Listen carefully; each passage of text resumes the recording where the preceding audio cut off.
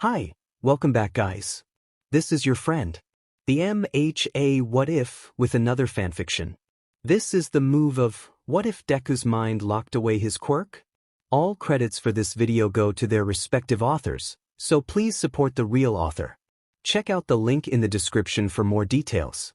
Please give this video a like and subscribe to the channel if you want more videos like this. Now let's get into the fanfic. There are many theories on quirks. The first of the many was that no matter what, whether you have the quirk factor or not, you could still develop a quirk under drastic trials and/or situations. But now here's the kicker. Although anyone may get a quirk, the stress of a medically quirkless person gaining a power their person should not be able to hold, it can lead to devastating consequences. Debilitating pain, brain dead, chronic pain and death. Most of the time, people who develop stress quirks and lived, beg for death. So no matter what, no medically diagnosed quirkless person has ever wished for a stress-induced quirk. The second biggest theory is dormant quirks. A quirk that has to be met with specific requirements.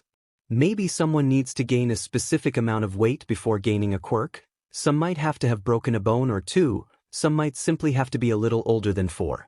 And the third, most distressing fact, almost like a dormant quirk, but not. The person can subconsciously hide the quirk from themselves because of past trauma. Some people might never discover their quirk, never needing to release it from hiding, others aren't so lucky, and might manifest the quirk when in serious trouble. Maybe they run into a villain, maybe they need to save someone's life, maybe natural disasters will force the quirk to be present. The devastating part about this factor is that so many children who have been abused mentally and/or physically and/or sexually at young ages with their parents' quirks might not manifest their own quirk because their quirk will no doubt be either abusers' quirks or a mix of both. And then, normally that leads to even more trauma and a desperate need of therapy, and the worst part about hidden quirks is it normally leads to the owner never learning control and to be terrified of themselves. And then we come to the fun fact. Most children born of parents with quirks gain either a stronger version of one of their parents' quirks, or they gain a mixture of both, but the fact is that most times, no matter what, the quirks are almost always stronger than both parents. Now on to why you have to know this, to understand Izuku's powers, and why he did not manifest them until he died. Izuku's father, Midoriya Hisashi, a villain by the name of Pyro Salamander, as you can guess, had the ability to breathe fire. And then Midoriya Inko, Quirk, attraction of small objects. A weak form of telekinesis. And now we get to the fun part of how he developed his own powers. Izuku crawled out of bed, growling to himself. He wasn't a morning person, despite what most people would think. Sure, he could fake the personality of being a happy-go-lucky person that adored watching heroes more than anything else on the planet, and most people believe the act. But really Izuku was an insomniac teenager, quirk, unknown, either dormant, or he's been suppressing it for unknown reasons. He won't admit that he probably knows the reason as to why he'd be suppressing it. Sighing, he trudges to the empty kitchen. No one's eaten there in at least a year. The living room hadn't been lived in well over 2 years, and the walls are bare of everything a normal house with a teenager would have. There are no family pictures. No little childish drawing when a 3- or 4-year-old discovered the joys of scribbling on said walls. There were no stains whatsoever. Every wall remained a spotless beige color. The TV had a light layer of dust on the screen, showing disuse. The coffee table, made entirely out of glass, has no stains of recent coffee cups, no dirty plates sitting there. The only thing to live on the glass table is another, thicker layer of dust. The sofas also have no stains, and another cluster of dust. He really needed to clean, he thought distantly to himself as he walked to the fridge and pulled out a coffee and highly caffeinated, flavored jelly pouch. He slurped up its contents in a matter of seconds and chucked it into the bin, before going back to his empty room and placed on his burnt and fraying school uniform. He needed to buy more uniforms, but there was no point, junior high would be over in 10 months. And then he could leave the quirkus school behind, and hopefully his former friend as well, maybe even actually get into U today, but he'd have to be lucky to even make it to Gen Ed, let alone the class he desperately wanted to attend. When he got to class, he was clever to trip over every protruding foot, knowing full well that if he didn't, there'd be a hell of a beating later on. Everyone snickered at the pathetic Deku, and he ignored them as best he could, and slumped into his desk, quickly shoving the spider lilies into his bag. The snickering only got louder, and he wished to be anywhere else even more. When his English test score was slammed into his desk 5 minutes later, he felt tears trail down his eyes. A big bright F was circled on the top corner. "Tell me, Midoriya, what did you do wrong?" The teacher asked cruelly. "Well, miss, I was smarter than everyone else, and that simply isn't allowed because I'm a quirkless nobody," he wants to say, but instead he ducks his head and says in a quiet, barely there voice, "I cheated." She nodded, before a cruel smirk graced her face. "You'll be here on lunch break scraping off the chewing gum from underneath every single desk." She smiled even wider when most of his classmates spat out their gum and stuck them underneath. That was simply how class was, but this was a tamer punishment. Normally the teachers placed on a muzzle that was way too tight, that bit into the already skinny cheeks and the bridge of his nose, and more often than not, he'd have a river of blood flowing down his cheeks by the end of school, and no one would bat an eyelid. He'd told everyone in elementary that he simply had a dormant quirk, but no one believed the Deku. They simply laughed and told him to stop lying to himself, and then he'd claim a well-deserved beating, as the teachers would call the unjust beatings. And once school ended, he was having a terrible no-good day. Katsuki's lackey only made it worse by telling him to kill himself. "Do it. You need to. The world will be better when you fall. When a hero falls, a better one rises. Claim the embers of death, Midoriya." He shook his head and tried to go back to the empty home. Note, keyword, tried. It felt like he was being hypnotized, and he found himself on the tallest skyscraper of Mizudafu. He sobbed and tried to walk back, but he couldn't. "Do it for yourself. Let me free, Izuku. Let me finally be claimed by my aunt." He shook his head and scrambled backwards, but the further away from the edge, pain roared in his chest even more, and he sobbed, falling to the ground. "Please," he sobbed to whoever was out there. "Claim death, Midoriya Izuku." He got back onto his feet. "The embers will save you, my vessel." He took a step forward. "The pain will be over, young Izuku." He took another 2 steps. "Take the final leap of faith, Midoriya Izuku." He stood on the edge, the tips of his toes poking out. "Puff, puff, puff." Izuku whined lowly, shook his head wildly, trying to escape the talons of the voice controlling him. "Do it." The voice roared loudly in his mind, and he raised one foot. "Take a swan dive off of the roof." 2 voices scream at him, and he sobs as he turns around, back facing the open air, and he leans backwards, sobbing loudly, and as a man wearing all black, a capture weapon reaching out for him, he hears the 2 voices, squawking and yapping in joy. "Too late, young hero." The voices scream as he gets closer to the ground and stares up at the night sky. How long had he been on the roof? Surely he hadn't been there for over 4 hours.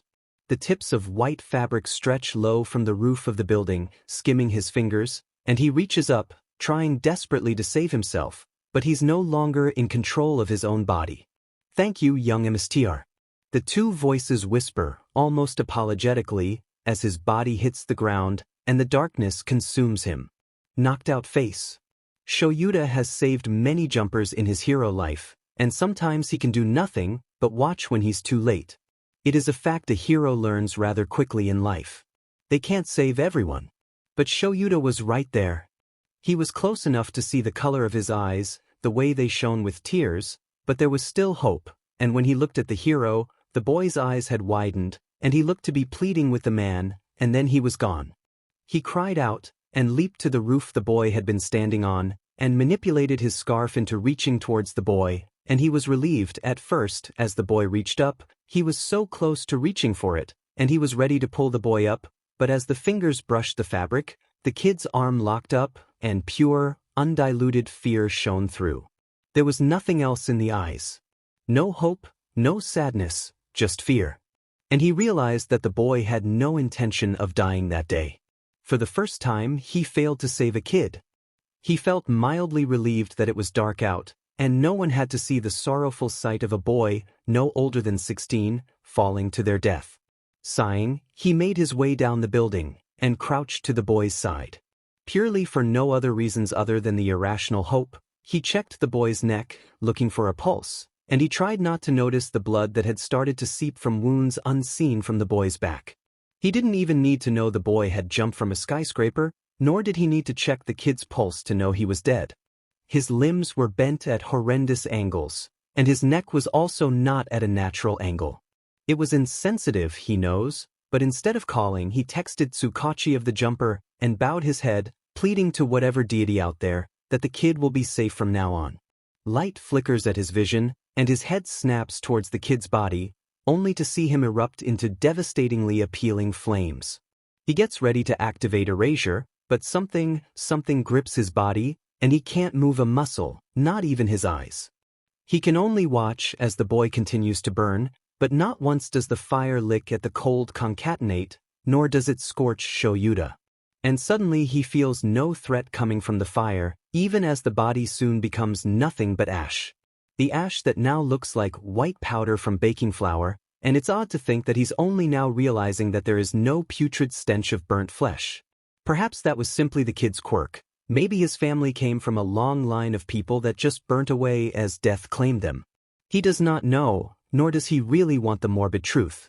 He listens as cars crawl closer to him, and he gets ready to see Tsukachi, but before anything like that can happen, there's an odd humming sound in the air, and he looks around sharply, waiting for any danger to appear, but instead, nothing happens until a blinding green light erupts from nowhere, and he has to close his eyes. An odd cry screams through the night, a mixture of a fox and an unknown bird mixed together. As the light fades, he suppressed a gasp. There, lying on top of the boy's clothes, is a gorgeous fire-red fox, with a dark green muzzle and chest, dark green tips on the ears, a creamy mint tip on all four tails, a small cluster of feathers sitting at the base of each tail, and appealing wide fiery wings, at least 5 foot wide from tip to the other tip of the wings. The creature, whatever it is staring at Shoyuta with curiosity, huge bird-shaped, orange eyes, and the eyes look to have a fire raging on behind them, and he can't look away, even as Tsukachi arrives. He couldn't even kill himself, right, he thinks, as he looks up at the hero that had tried to save him. To be fair, he hadn't wanted to die, but a part of him is sour that he even failed at that. He hunches in on himself, trying to think of a reason he was alive, because he knows the man didn't save him. He remembers the man still looking at him from the roof as death was supposed to claim him, but nope, he was alive, and he felt odd. He was warmer than he'd ever been. It felt like he had a fire raging inside his body, his hearing was better, he could even hear the hero's heart beating, his sense of smell was better. He could smell the soap he'd used to clean the desks with, all the way back at Aldra Junior High. And he was very much positive that he had indeed scrubbed every ounce of the washing up soap off of his hands. But more than that, he could see so much clearer. The stars seemed to be bigger and brighter. He didn't like the enhanced sense, the way his body seemed to feel every vibration in the air, nor the way he felt so exposed. He wanted to hide from the black-haired man, and the man in a trench coat-colored beige wearing a hat. He let out a low whine and clamped his jaws firmly shut. That was definitely not his voice. His sides rustled agitatedly, and he had no time to think, because the next thing he knows, a huge slam explodes in his ears, and he lets out a growl of warning. But when more men and women get closer to him, fear envelopes him like a suffocating blanket, and he lets the wings circle around him, protecting him from the outside, and growls again when people get closer to him. He wants to be alone. Why can no one understand that about his warning growls? And then something sharp manages to get past his wings, and attaches to his front left thigh, and he yelps in surprise, before darkness once again engulfs him. A phoenix. A mythical bird said to be surrounded by red flames, with the power to heal other people, wings so powerful they can snap a fully grown tree in half, break bones like snapping chocolate, and fly so fast it seems almost like teleportation.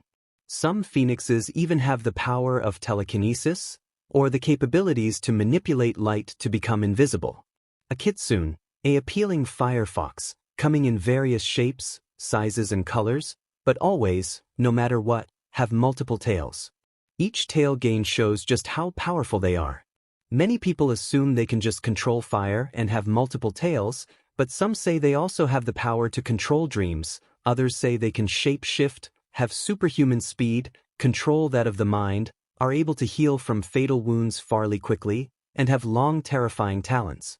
As you can tell, both of those creatures dapple with fire, and so, is it a surprise Izuku gains some form of the phoenix and kitsune aspect? Is it surprising that he has the aspect of not only a kitsune, but a phoenix, a bird said to have telekinesis? Is it surprising when his mother is able to attract small objects to her person, just like a weak form of telekinesis? The downside of manifesting fire hybrid is that he is traumatized by fire. Is he going to tell anyone? Hell no. That's like painting a red flag on his back for Katsuki and his crew. But his natural quirk, the one he'd been suppressing up until the age of 14, was Phoenix. But as I had explained in the start, in this fandom there is such a thing as forced quirk manifestation. The fox had long since been activated without Izuku's knowing. After all, he's never once seen a hospital, hasn't eaten anything other than jelly pouches for the last 5 years, and had only seen his mother last year, on his birthday. And with all the beating he'd gained from classmates, it should be a wonder he's still alive. The thing is, he had been healing far quicker than any other person he'd known. A second-degree burn would only bother him for a day, and a third-degree burn only pained him for 3 days.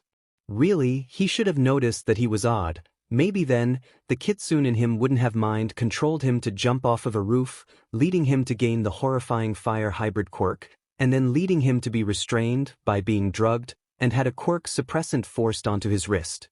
Really, he hated kitsune. Izuku woke to the horrendous scent of sanitizer, metal, and well, anything medical meaning.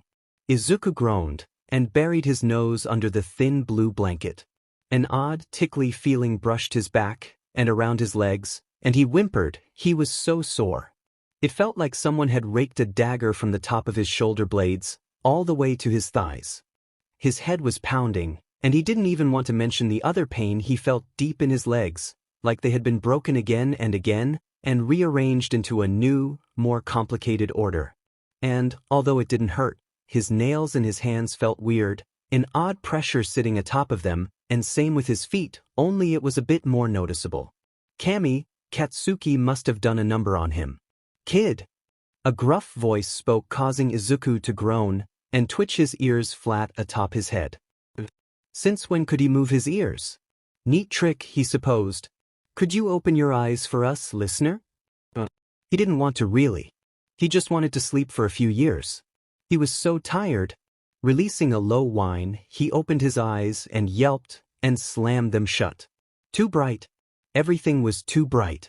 He whimpered, and not caring for the pain, he sunk deeper underneath the covers. I'll turn off the lights and close the blinds, the first man said, and he heard the second man hum in agreement. He heard the door close lightly, and then heard the gentle click of the lightest stubby before the blinds were moved about. It's darker now, listener. The second man whispered softly, and he didn't trust the voice one bit. Adults didn't do things to comfort him. But he figured he had to get the pain over with, otherwise it would be even worse. Slowly he opened his eyes underneath the blanket, and dragged it over his face, slowing down as the edge neared his vision. He gritted his teeth, trapping a whine from escaping, and tore the blanket off. Although uncomfortable, it didn't hurt him.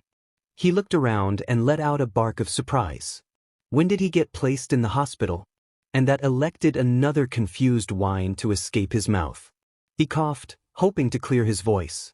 It sounded odd, deeper, more animalistic. Wah? Shaking his head, he continued to look around, and when his eyes landed on a blond man and a black-haired man giving him concerned look, well, he wasn't ashamed to admit that he startled, and launched into a sitting position, barking out in pain, but he didn't let that stop him from staring at the men around him and wings? To defensively come in front of him. Hey listener, the blonde said softly. We won't hurt you. We're just here to make sure nothing bad happens to you. He wasn't stupid. He tried to kill himself, or rather the weird voice forced him to jump off the roof, but details. He knew he'd have people guarding him. He stopped, and looked around wildly for a glass of water. The first man gave him a nod, and slowly, showing his moves clearly, he passed a glass of water to him, and without much thought, he reached out and grabbed the glass. He gulped down every drop of liquid, and coughed to clear his voice. "Who are you?" he questioned, and his eyes narrowed, because his voice still sounded off. It was slightly higher, but also had a gravely undertone. "I'm Yamada Hizashi, listener, and this is Aizawa Shoyuda," Yamada said, pointing to Aizawa. He nodded, before glancing down at his lap, looking at the glass, and then something caught his attention. He was ashamed to admit that he did, in fact, yelp, as he saw 5 lethal-looking talon-like claws instead of nails.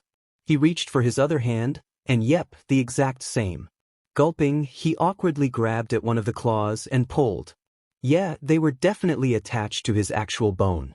Hey, Yamada said gently, and careful as to not spook him, he gently pulled his hands away from each other. It was at that moment that his slow brain finally realized something completely unrelated to his weird claws, or the pain in his back, tail and legs. "Present, Mike-san," he suddenly yelped, and the hero pet his head to the side, before letting out a smile, and nodded happily. Gathering up the remaining courage. "Why is a hero watching me?" he asked, and the hero's smile dimmed. "We got hold of your mother," he said in a breath of air. "But she won't be back for another 5 hours. He didn't seem too happy about that. Sho here didn't want to let you out of his weight, not after he realized he couldn't save you from the fall, so I volunteered to stay with him." The man grunted in affirmation, before slumping into the back of the chair. He hummed another new sound, and he looked behind him at his back, and he couldn't breathe. He had a pair of huge wings. Each wing as long as he was tall, and as tall as his whole body, as red as fire. The tips of each wing ended in dark to mint green. He choked, and tried to get away from whatever they were, and he nearly toppled over, if it wasn't for Yamada. "Whoa there, listener. You shouldn't be moving around as much," but he didn't care. He focused on moving the wings, just to check if they were, indeed his. After 2 minutes of trying, they twitched, and although excruciating, he didn't even make a peep, as he just stared at them in wonder. His mother wouldn't be too happy. She hated mutation quirks. Maybe even more than she hated the quirkless. He shuddered at the very thought. A yawn betrayed how tired he was, and Yamada smiled lightly at him. "Get some rest, listener, we'll have a talk later." He nodded, and tucked his wings in without a second thought, and once again fell asleep. A familiar stranger stared back at him, huge ember eyes, every aspect of the eye screams, bird of prey, flaring like the fire they represented.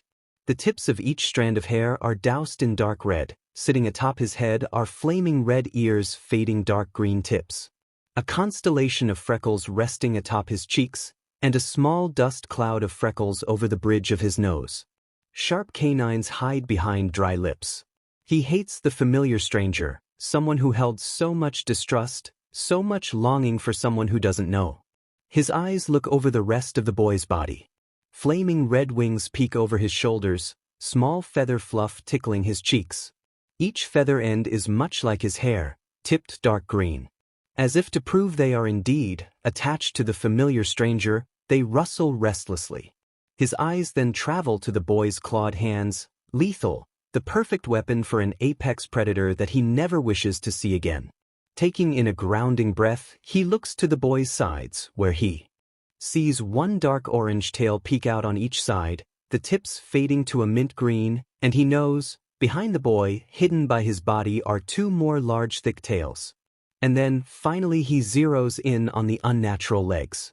Shaped like that of the hind legs of a powerful fox, with the same fur covering every inch of his legs, and then come his clawed feet, but, instead of normal claws, they're rest talons just as lethal as his hands' claws. He doesn't know where the legs start to change into a fox's. The familiar stranger is covered from neck to knee in a hospital gown. Izuku hates the stranger, just like the stranger hates him. One and the same, they are each other.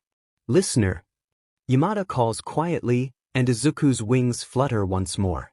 "Coming," he calls, plastering on a fake smile, and bouncing out of the bathroom. The man gives him a stern look. "You shouldn't be out of bed yet, Midoriya." He smiles sheepishly and lets the man all but push him back into bed. His tails deftly move out of the way, and his wings tuck out of the way. It's odd, because Izuku doesn't even think of moving them, but when he does think about moving them, it's like a barrier is placed in front of him, and he can't move his quirk aspects for at least a minute. Sorry. He mumbles lightly, wiggling around in bed before finding the perfect position. He has an hour to wait, before his mother is bound to appear in all her angry glory, ready to shout at Izuku for costing her even more money. He wonders if she'll try to remove his wings, ears, tails and claws. There's not much she can do about his legs. He knows that if a parent so sees it fit, they could, in fact, remove the mutations, and he dreads the moment he's pulled into surgery. There's no point in telling this to the two heroes that lightly talk to each other, or occasionally bring him into conversations. And then they had to leave. He didn't ask questions. They either came back or they didn't. No matter what, he'll leave their memories shortly after he leaves the hospital. He doesn't care to ask why they'd had to leave either. They were heroes. For all he knew, they could be dealing with a big-time villain. We'll see you later, kid. Eraserhead said gruffly, before all but dragging a regretful-looking present mic away. Izuku merely nodded in acknowledgement, before leaning back into the bed. Izuku, sweetie. His mother's kind voice calls from the door, startling him out of his thoughts, tears pooling in her eyes, but he knows the act all too well. He's let himself get so excited over that move far too many times to be fooled again. It's simply the loving mother act she played in the public eye. But he knows to play along, but still tries to hide his wings underneath him.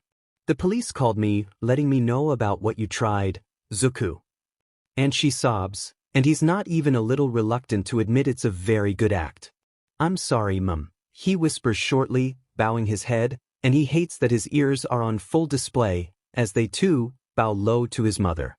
And then he feels her quirk activate, and his ears are being pulled towards her, and he lets out a yelp of pain, and his mother's eyes narrow. What happened? She asked, meaning, what did you do this time? And he looked closer at his lap. Nothing, Mum. Her eyes narrow at his stutter, and involuntarily, he whimpers in fear. No matter, sweetie, we can get the nice doctors to remove your... Her face sours as she glowers behind him. Deformities. His ears flatten further against his head, his wings feel frozen as he just nods. And what does that mean, exactly, Midoriya-san? An authoritative voice says from the floor, and Izuku peeks from under his green/red bangs, to spot Aizawa engulfed in a horrendous yellow sleeping bag. I don't see why that's any of your business. She sneered angrily. Fair enough. The man mumbles tiredly, before seeming to slump even further in his sleeping bag, and Izuku knows not to be disappointed, that no matter what, hero or no, he would be like everyone else, and yet it still hurts, to know the man and he presumed husband, had stayed by his side for the last 4, nearly 5 hours, and they were ready to ignore him when they got the chance. His mother smirks, either forgetting Aizawa, or she didn't care, as she looked back at him. Now show me your wings, sweetie. He doesn't want to, he knows what she'll do, but the look in her eyes says he doesn't have a choice. His wings move into a more clear position, and his mother's eyes flash with anger. Your father won't be happy with this, she said, eyes glinting with malice. He involuntarily flinches, and his wings move to wrap around his body, and his mother won't have any of that. He feels her quirk wrap around a bunch of his red feathers, and she pulls, and he shrieks as a small cluster comes away. What? His mother asks in confusion as she pointedly looks at a section of feathers. I erased your quirk, Aizawa said calmly. And then he looks to his left, and it's at that point that he sees 2 other people next to Aizawa. One of them is Yamada, and the second is a man in a beige trench coat. The man he does not recognize steps through, and latches HNDCFFS around his mother. Midoriya-san, you are arrested on suspicion of child neglect and abuse. Izuku's ears flattened to his head as his mother screamed protests, his eyes squeezed shut, and his wings surrounded him on his bed. He doesn't know how long he remains like that, until a soft voice breaks through the wall of feathers. Listener, she's gone now. He still didn't relax his wings. We won't let anyone hurt ya, listener. And only then did he let his wings go back to their natural position. "Am I feathers?" he whispered, horrified, looking down at a small cluster of red/green feathers in front of him. "I know, kid," Aizawa whispers. "But we had to get physical evidence of what Midoriya-san was doing." Aizawa whispered, and Izuku nodded in understanding. "What will happen to her?" he asked softly. "She'll be questioned, and maybe someone will check up on your home life, make sure it's safe, and if not, me and Hisashi will help find a home for you." He hummed, and fell back to a lying position, and stared blankly up at the ceiling. "Sakwachi will need to hear a statement from you later, kid, and he might ask you what led to the circumstance of jumping from the roof." Izuku hums again, and curls his wings around his body, curls into a fetal position and closes his eyes. Plus. "He's gonna ask you a few questions now, listener." Yamada whispers 2 hours later, and slowly Izuku glances at the detective. "Hey there. I think you know my name, but I'll say it again. I am Detective Tsukachi, from the Mizudafu Police Precinct. Is it okay if I record this interview?" Izuku nodded, and the man clicked a small button on a silver rectangular device. "Legally, I have to let you know, my quirk is lie detector. It enables me to tell whether you are lying or not when you answer verbally." Izuku nodded in understanding. "Right? Please state your name for the interview." Midoriya Izuku. The time of the interview with Midoriya is 8:46 p.m. The guardians overlooking the interview with Midoriya are Aizawa Shoyuda and Yamada Hisashi. "All right, Midoriya, was today the first time Midoriya-san has tried to physically harm you?" Izuku freezes for just a second, before sighing. "No. But it was my fault." The detective's left eye twitches ever so lightly, before smiling gently down at Izuku. "That was partially the truth. Could you please elaborate, Midoriya-kun? I spoke when I wasn't supposed to. I should have learned to keep quiet unless given permission." He sees Yamada take in a lung full of air, and he's sure he'd have gasped if he didn't have control. He wasn't sure why though. "The most she's done is when I came home with a ruined school uniform from rough housing with a few of my classmates. She pulled my arm out of the socket with her quirk." Yamada wasn't lucky enough to hide the gasp that time, and the detective didn't seem too comfortable with what he'd said either. That was all mainly true, other than the part about rough housing with your classmates, the man states to the recorder quietly. At first Izuku thought the man would ask him about that, but he didn't and instead moved on to a different question. "Has Midoriya Inko ever withheld essentials for day-to-day life?" "Yes. But again, it was my fault." Again the eye twitches. "That was a partial truth. Could you elaborate on what she withheld, please, Midoriya-kun?" "If I came home late, she'd simply lock me in my room until the next day without dinner. Sometimes she forgot to cook dinner, but normally I'd grab something from the fridge then." "That was all true. Has she ever neglected you?" "No," he said without thinking, because that's the truth, but the detective didn't think so, as he sighed gently. "I'm afraid that was a lie. I'll have to ask again, has Midoriya Inko ever neglected you?" "I don't know," he whispered out, staring intently down at his lap. "True," the man whispered softly. "Can you please elaborate, Midoriya? What is the longest she has left you on your own?" He didn't want to say, he didn't even want to be seen at that moment, and his wings poised, ready to wrap around him if he so needed, and all 3 other men realized that too, as a voice, near impossible to hear, spoke. "A year." And Hisashi was choking on air, Aizawa looked ready to murder someone, and the detective looked ready to punch someone. "True," the man gulped and looked to Izuku with regret. "What's the longest you went without any communications with Midoriya Inko?"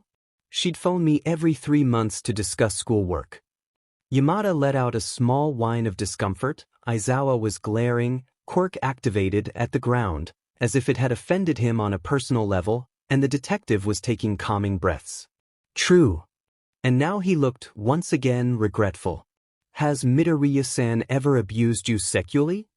"No," and all 3 men sighed in relief. "True." And then Detective Tsukachi was looking at Aizawa and Yamada for confirmation, and when they shrugged, he looked back at Izuku. "Do you mind if I question you on the events that led to you being in hospital?" His wings surrounded him even more, nearly making it near impossible to see the boy's face. Sure. Izuku whispered and heard the man sigh. Midoriya-kun, we can wait to talk if you need a few days to yourself. Izuku shook his head vehemently, and the man sighed again. Can you recount the events of December the 27th, please? It was pretty normal. True. I got to school, tripped over every student's feet, and swiped the flowers off of my desk into my bag. For the interview purpose, please state the name of the flowers. Spider lilies. 2 gasps were heard, and he peeked out from under his bangs to see Yamada looking ready to cry, and Tsukachi looking outraged, much like Aizawa. You were suicide-baited, the man stated, but still Izuku answered with a meek, yes. The next thing that happened was the teacher failing me on an English assignment because I cheated. I'm afraid that last part was a lie, Midoriya-kun. Izuku closed his eyes tightly. The teacher failed me for no reason then. He muttered, and again, the man told him that was a lie, and Izuku's wings were closing in on himself, and all 3 men were ready to cancel the rest of the interview, before the boy spoke up again. She failed me because I got the highest mark and thought I was cheating. The 3 men seemed to slump in defeat. After that, I was told to skip lunch and instead clean the undersides of the tables in my class, which was a pretty tame punishment. And what's the worst punishment you have received at this school? There's various ones on the same level, really.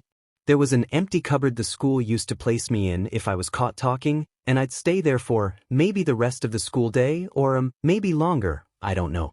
I didn't have a firm grasp on time when I was placed there. There was another punishment for talking. They'd place a muzzle on my face and lock me up in the cupboard. I think they left me there longer whenever I had the muzzle on. Yamada was silent this time, covering his own mouth, eyes shining with unshed tears, and Aizawa was gently holding his hand in a grounding manner, whilst the detective was writing something furiously in a notepad. Oh, they often let other students use me for quirk practice, if I tried to defend myself. Tsukachi gulped silently, before glancing at Izuku. In what context were you used for quirk practice? Well, there's this kid that can elongate his nails and harden them. The teachers allowed him to scratch me if I tried to fight back.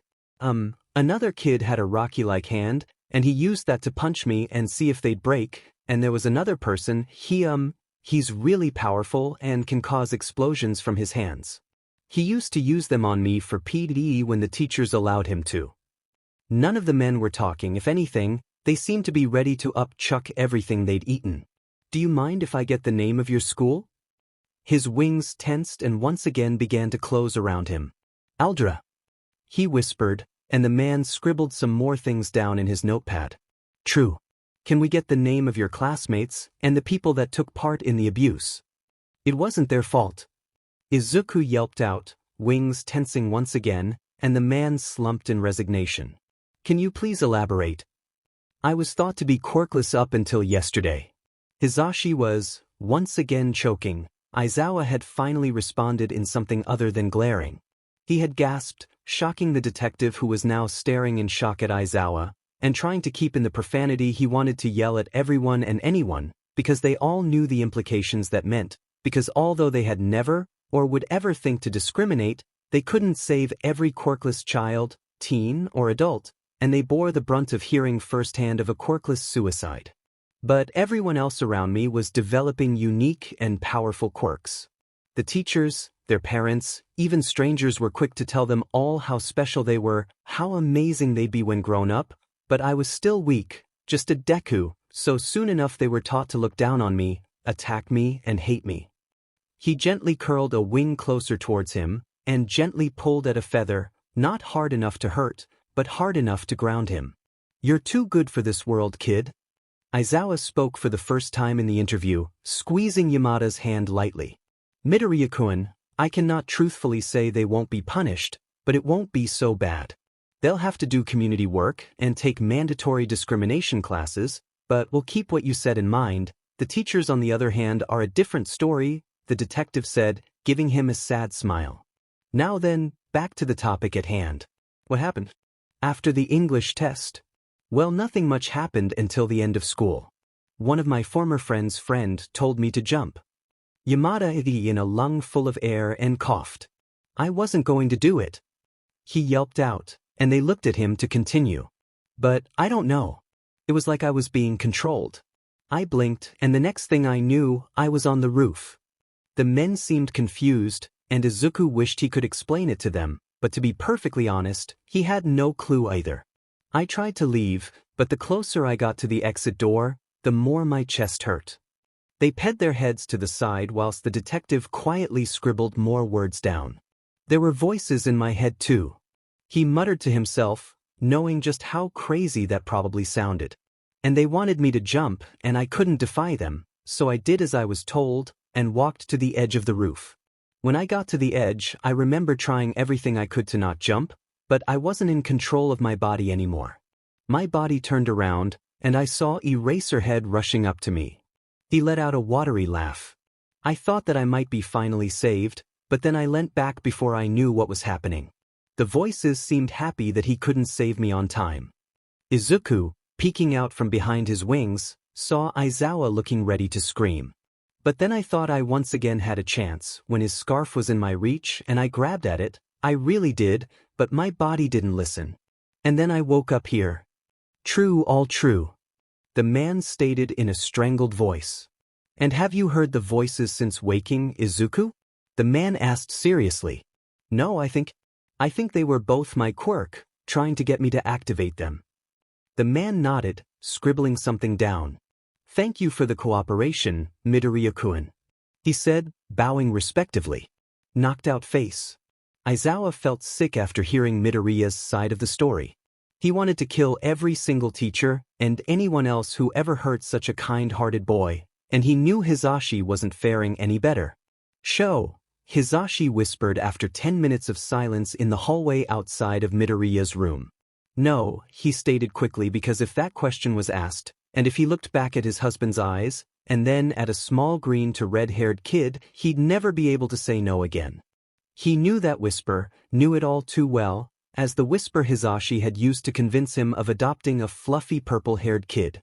Sho, Hizashi said again, even softer than before. Hitoshi doesn't want anyone his age living with us. You know he doesn't trust people. He grumbled. We can bring him to meet the listener. He whispered softly, and Shoyuda made the mistake of looking into kind, pleading green eyes. Fine, but if he says no after 3 visits, we'll find a better home for Midoriya. Hizashi smiled brightly up at him, before launching into a hug. Thank you, thank you, thank you. He exclaimed over and over again, and he just awkwardly patted the slightly taller man's head. Plus. The next day came far quicker than he hoped, and he awoke to the sight of a red wall surrounding him, and he should be scared. He knows that he is, in fact, quite claustrophobic, no thanks to the school's punishments, but for some reason he feels completely safe, and he releases a content sigh. Even memories of the day before cannot dissipate the false safety behind his wings. Kid, get up. He doesn't make any movement and tries to get back to sleep. He doesn't want to deal with anyone today. Come on, listener, there's someone you gotta meet. He really doesn't want to meet another new person. 3 people were enough. No, he grumbled out and ignored the huff no doubt from Aizawa. Yeah, I agree with Wings. Another voice pipes up, sounding just as bland and tired as Aizawa. Tashiai, you agreed to this. Yamada whines quietly. Come on, listener, 5 minutes and then you can get back to sleep. 5 minutes of meeting the new person or another, only God knows how long, dealing with Yamada and Aizawa trying to coax him out of hiding. Yeah, 5 minutes sounded better, so slowly he uncurled his right wing from atop him and let it tuck back behind his back, whilst he continued to stay in a fatal position on his left wing. Hey, listener. Yamada said softly, giving him a warm smile. How are you today? Dead. He muttered out, ignoring the wince from Aizawa. Yeah, he probably shouldn't be making jokes about himself being dead, but oh well. A purple-haired kid snorts. Mood. And Izuku nods in acknowledgement. Midoriya Izuku Quirk, freaking fire hybrid. He grumbled out, not even going to guess how he knew what it really was. Cool, Shinso Hitoshi. No Quirk mentioned, but Izuku didn't care. Welp, I met him, now I'm leaving. He couldn't actually leave, but his wings hid him nonetheless, lulling him into a sense of solitude. Ah, come on listener, that was barely 30 seconds. I don't like meeting new people, he said softly behind fired red wings. Same, came the purple-haired kid's short reply. Plus. Izuku drifts to slip, and the other 3 people in the room are compelled to follow suit, none knowing the true reason they fall asleep. Knocked out face. Shoyuta, Hisashi and Hitoshi sit on a bench in a small park. They look at each other and then look back.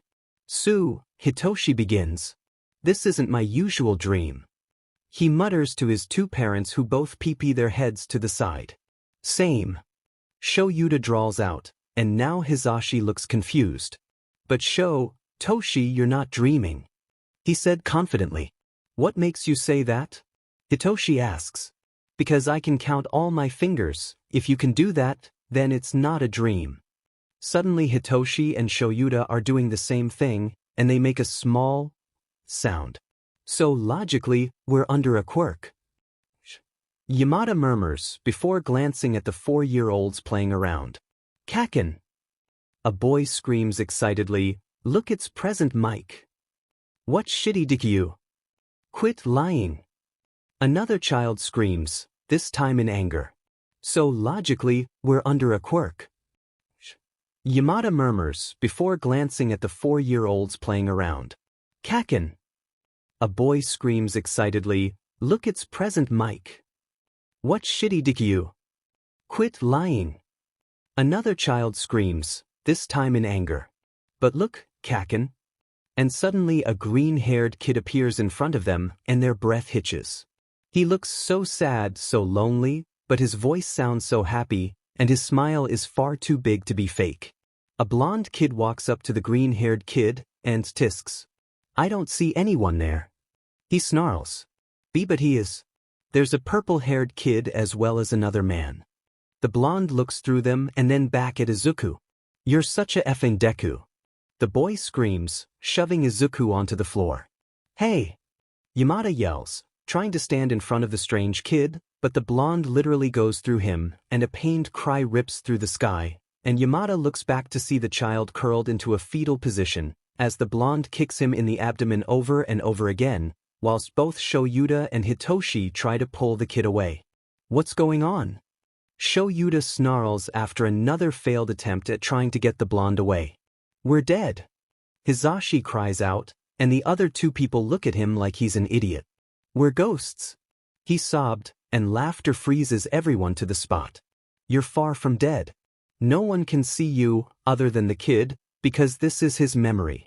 They look behind them to see Midoriya looking sadly at the green-haired boy, and crouching in front of him. The boy sobs and begs for the blonde to leave him alone, and just like that, everything around them goes dark. Knocked out face. The next time they open their eyes, they're in a small room. The same green-haired kid from before sits at the edge of the bed, tears trailing from his eyes. He seems to have aged a tiny bit, but he looks far paler and far too skinny to be healthy. Mommy's gone. The boy said to a small brown teddy that he clutches in his arms. But Daddy's not. He'll come back and it'll hurt. The boy sobs, squeezing his eyes closed as clattering objects fall to the ground outside the room, and Shoyuta tries to leave the room, to see what's going on, but the minute he gets to the door, it's like he's getting pushed backwards. You can't leave here. Midoriya whispers sadly. What's going on? Shoyuta finally growls out, glaring at Midoriya with blazing red eyes, and the boy smiles sadly. Wish I knew, I'd gladly get you lot out of my head, but apparently my quirk likes to play with me. He snarls, before suddenly the door crashes open, and Midoriya flinches, badly. Please. The boy sobs into the teddy. I don't want any more. But the man that exploded into the room sneers. Inko told me what the doctor said. He growled low, smoke curling around his mouth. You're suppressing a quirk from me. He yells, grabbing the kid by the throat, and Shoyuta launches at the man, captures scarf curling around nothing, and Midoriya laughs dryly. It's too late to save the kid. He whispers, walking up to the man that is beating the boy black and blue. He wipes a stray tear from the boy, who looks at him with pure terror. Pee-pee please, he sobs, reaching for Midoriya's outstretched hand, and the brown-haired man snarls at the kid, throwing him carelessly to Shoyuta, Hizashi and Hitoshi's feet. The boy doesn't get up, doesn't even look at the three men, and instead closes his eyes tightly, and fire explodes from the man's mouth, and licks hungrily at the green-haired kid's back. You'll release your quirk, boy. If you don't, it'll hurt you a lot more than it ever hurt me. And he walks away. W.I. The boy sobs up at Midoriya. It won't get better. Midoriya snarls down at the boy, and all three people want to yell at him at that moment, but they can't, not when darkness encases them once again. Knocked out face. Mommy, I'm hungry. The green-haired kid exclaimed, once again slightly older. Now about 6. And I said no. She growls out. You were naughty again, weren't you?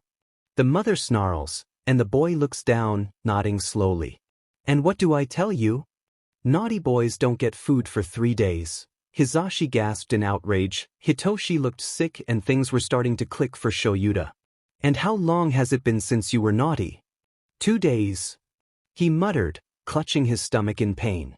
But it hurts, mommy. He sobs, and the woman backhands him across the cheek and the boy falls to the ground. Get out of my sight. The woman yells, and the kid is quick to run away and slam his door closed. The room looks different now. There are a lot less All Might posters, and the teddy the boy had clutched to his chest was now charred and burned. You said you'd save everyone. The boy screamed at a beaming All Might poster. Why won't you save me? He sobs, curling into a fetal position. Oh little listener. Hizashi murmurs, a few tears slipping under his eyes.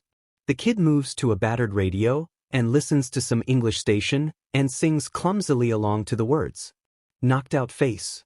And remember, listeners out there, if ever you need help, feel free to call. The radio is turned off, and a 7-year-old boy stares numbly at the phone. Would he save me? He asks Midoriya, and he shrugs. How the heck should I know? You never did call. He states, and the boy nods slightly. He's not like All Might. The kid whispers happily, and Midoriya nods. Nah, he's not. At first Hizashi doesn't know whether to be happy about that or not, but the next words let him know. He promises to save anyone he can. The boy chirps happily. But he doesn't promise to save everyone. No, he doesn't. No matter the hero, no one can save everyone. But All Might always says he'll save everyone. Midoriya hums, and stares around the blank room. There are no All Might posters, figurines, or anything. Mommy went to work again. Do you think she'll be back? Dunno, kid. But Shoyuta knows he does. Go grab a snack before she does. Fear crosses the boy's eyes. Can't do that. I was naughty again. I spoke to her when I wasn't supposed to. She said I can't eat anything for a week. Yamada chokes again, and Shoyuta looks ready to murder someone whilst Hitoshi's own memories flit through his mind. There's some jelly pouches in the fridge. Your daddy left them after he went on the business trip. I'm sure your mommy won't notice. Promise. The kid asks softly, and Izuku nods. And suddenly the men are being pulled with the kid. He makes a happy little chirp, and pulls the coffee-flavored pouch from the fridge. Shoyuta can't help but release an approval hum. Yummy eye. The kid exclaimed, and Midoriya smiled. Knocked out face. Fire engulfs their vision, and Shoyuta, Hizashi and Hitoshi are suffocating against the smoke. A child screams in agony. Daddy, stop, it hurts. You stupid useless child. When will you show me your quirk? I can't. The kid sobs and begs for the pain to stop. When the fire does stop, they notice they're in an abandoned warehouse. Please. The boy sobs. I don't want it anymore. Then show me your quirk. The man roars in anger, before walking away, and the kid slowly crawls out of the burning building and lies by a small river. Everything moves around them quickly until the kid is in a state to walk, and Hizashi has to bite his lip to stop from gasping at the horrid raw burns surrounding the kid's back, arms and legs. It's clear it's 3rd degree. I think we know who that kid is. Hizashi whispers as he looks into Viridian eyes, and Shoyuta nods, not trusting his voice. Knocked out face. And please remember, listeners out there, no matter what you think will happen if you call us, Please, if you need help, if you feel you are a danger to yourselves or others, or if you feel your life is in danger, please call. The kid, roughly about 9, cries out and lunges at the phone.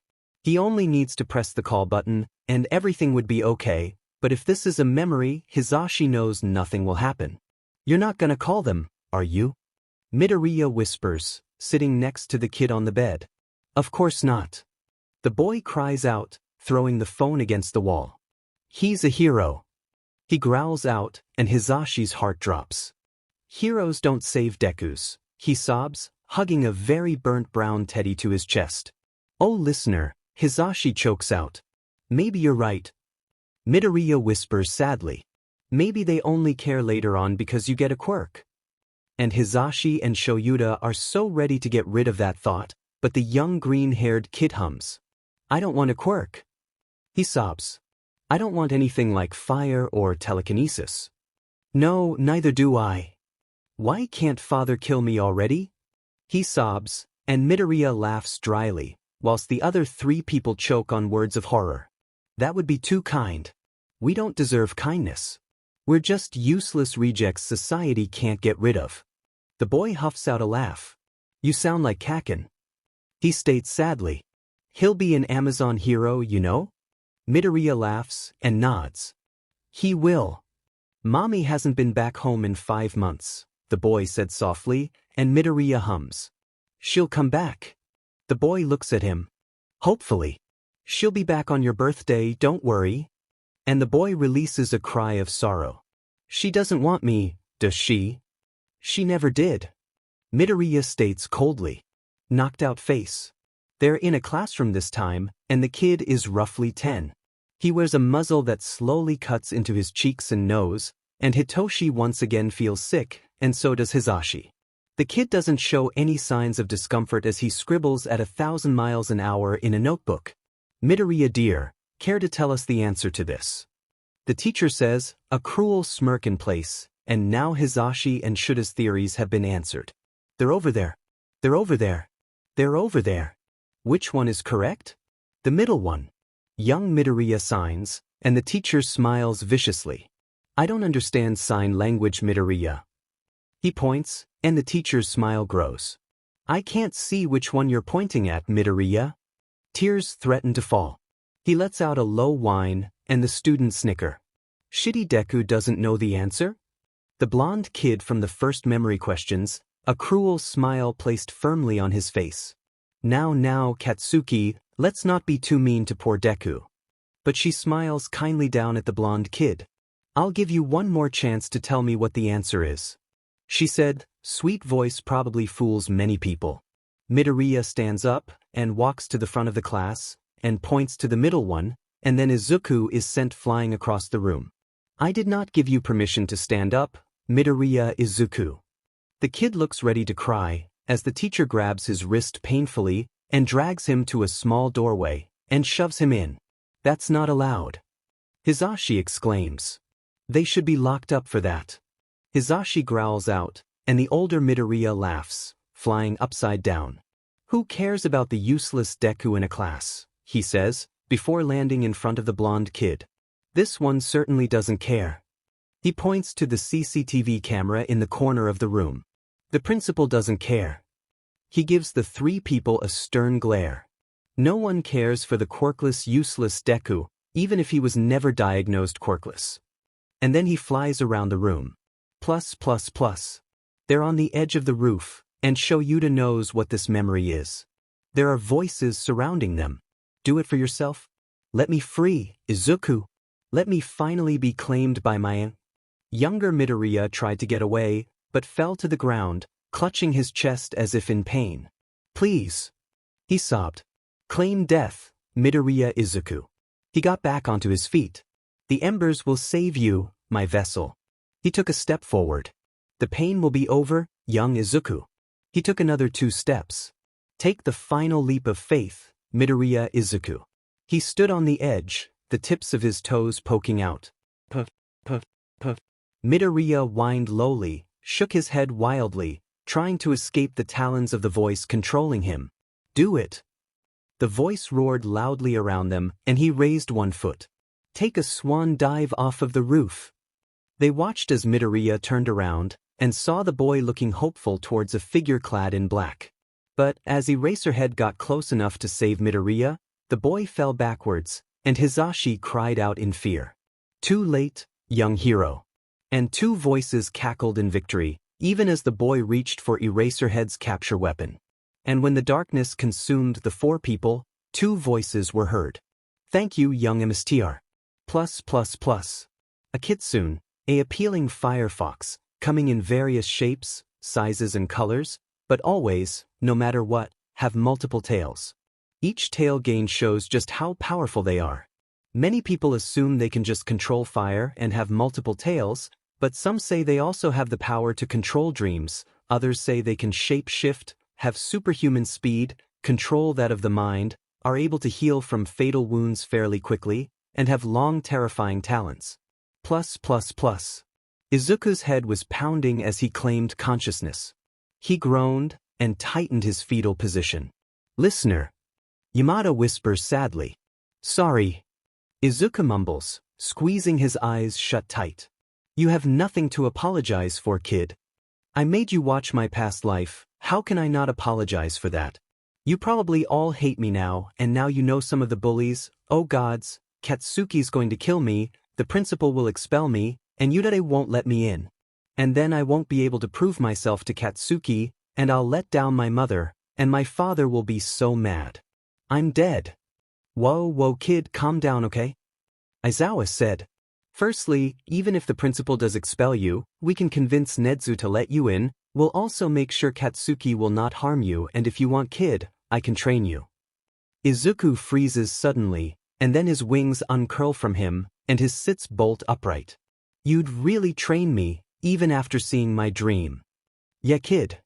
The man whispers and Izuku sobs. It's been a week since he gained a quirk and 2 days since he'd officially moved into the Aizawa Yamada household. Shinso has been trying to prove to Izuku that cats are more loyal than dogs. Yamada has been trying to teach Izuku that he doesn't have to tidy the house for him to stay, and Aizawa has been trying to teach Izuku that his life does actually mean something. Yeah, none of the lessons are going too well. He still thinks dogs are better than cats, even if he wakes up from a nightmare surrounded by 3 cats, each one purring up a storm and trying to calm him down. He still washes the dishes and cleans the living room, even if Yamada swears on his and his husband's life that he won't ever abandon Izuku if he stops helping around the house. And he still struggles to see why everyone cares for him, especially when he grips a chopstick too tight and it breaks, or when his tails knock over glasses, or when he forces them to witness his nightmares. He doesn't understand why they hug him and promise never to leave him when he's done so many bad things in their house. He keeps talking when they don't give him permission. He keeps on clawing at his covers because his stupid kitsune claws are sharper than a tungsten needle but stronger than diamonds. He doesn't understand why they give him food 3 times a day and why they don't take it away if he's bad. He doesn't understand why the lock on his door is on the inside and not on the outside. How are they supposed to lock him away if he's bad? He asked Yamada that once. The poor man looked ready to burst into tears as he hugged Izuku and promised to never lock him in his room. That just confused him even more. And now, on the 2nd day of living with the Yamazawas, they're taking him to Aldra so he can get his things back from his locker, and Aizawa can yell at the principal. Izuku wraps one of his tails around Yamada's wrist, the other around Aizawa, and the third around Shinso. For some reason he feels safer when he does that, and he's glad no one minds. You sure you're ready to go there, kid? Aizawa asks for what feels like the 100th time, and he just nods. Zashi and Toshi will be with you if you need anything, okay? Izuku nods, giving him a small smile, and they walk into school.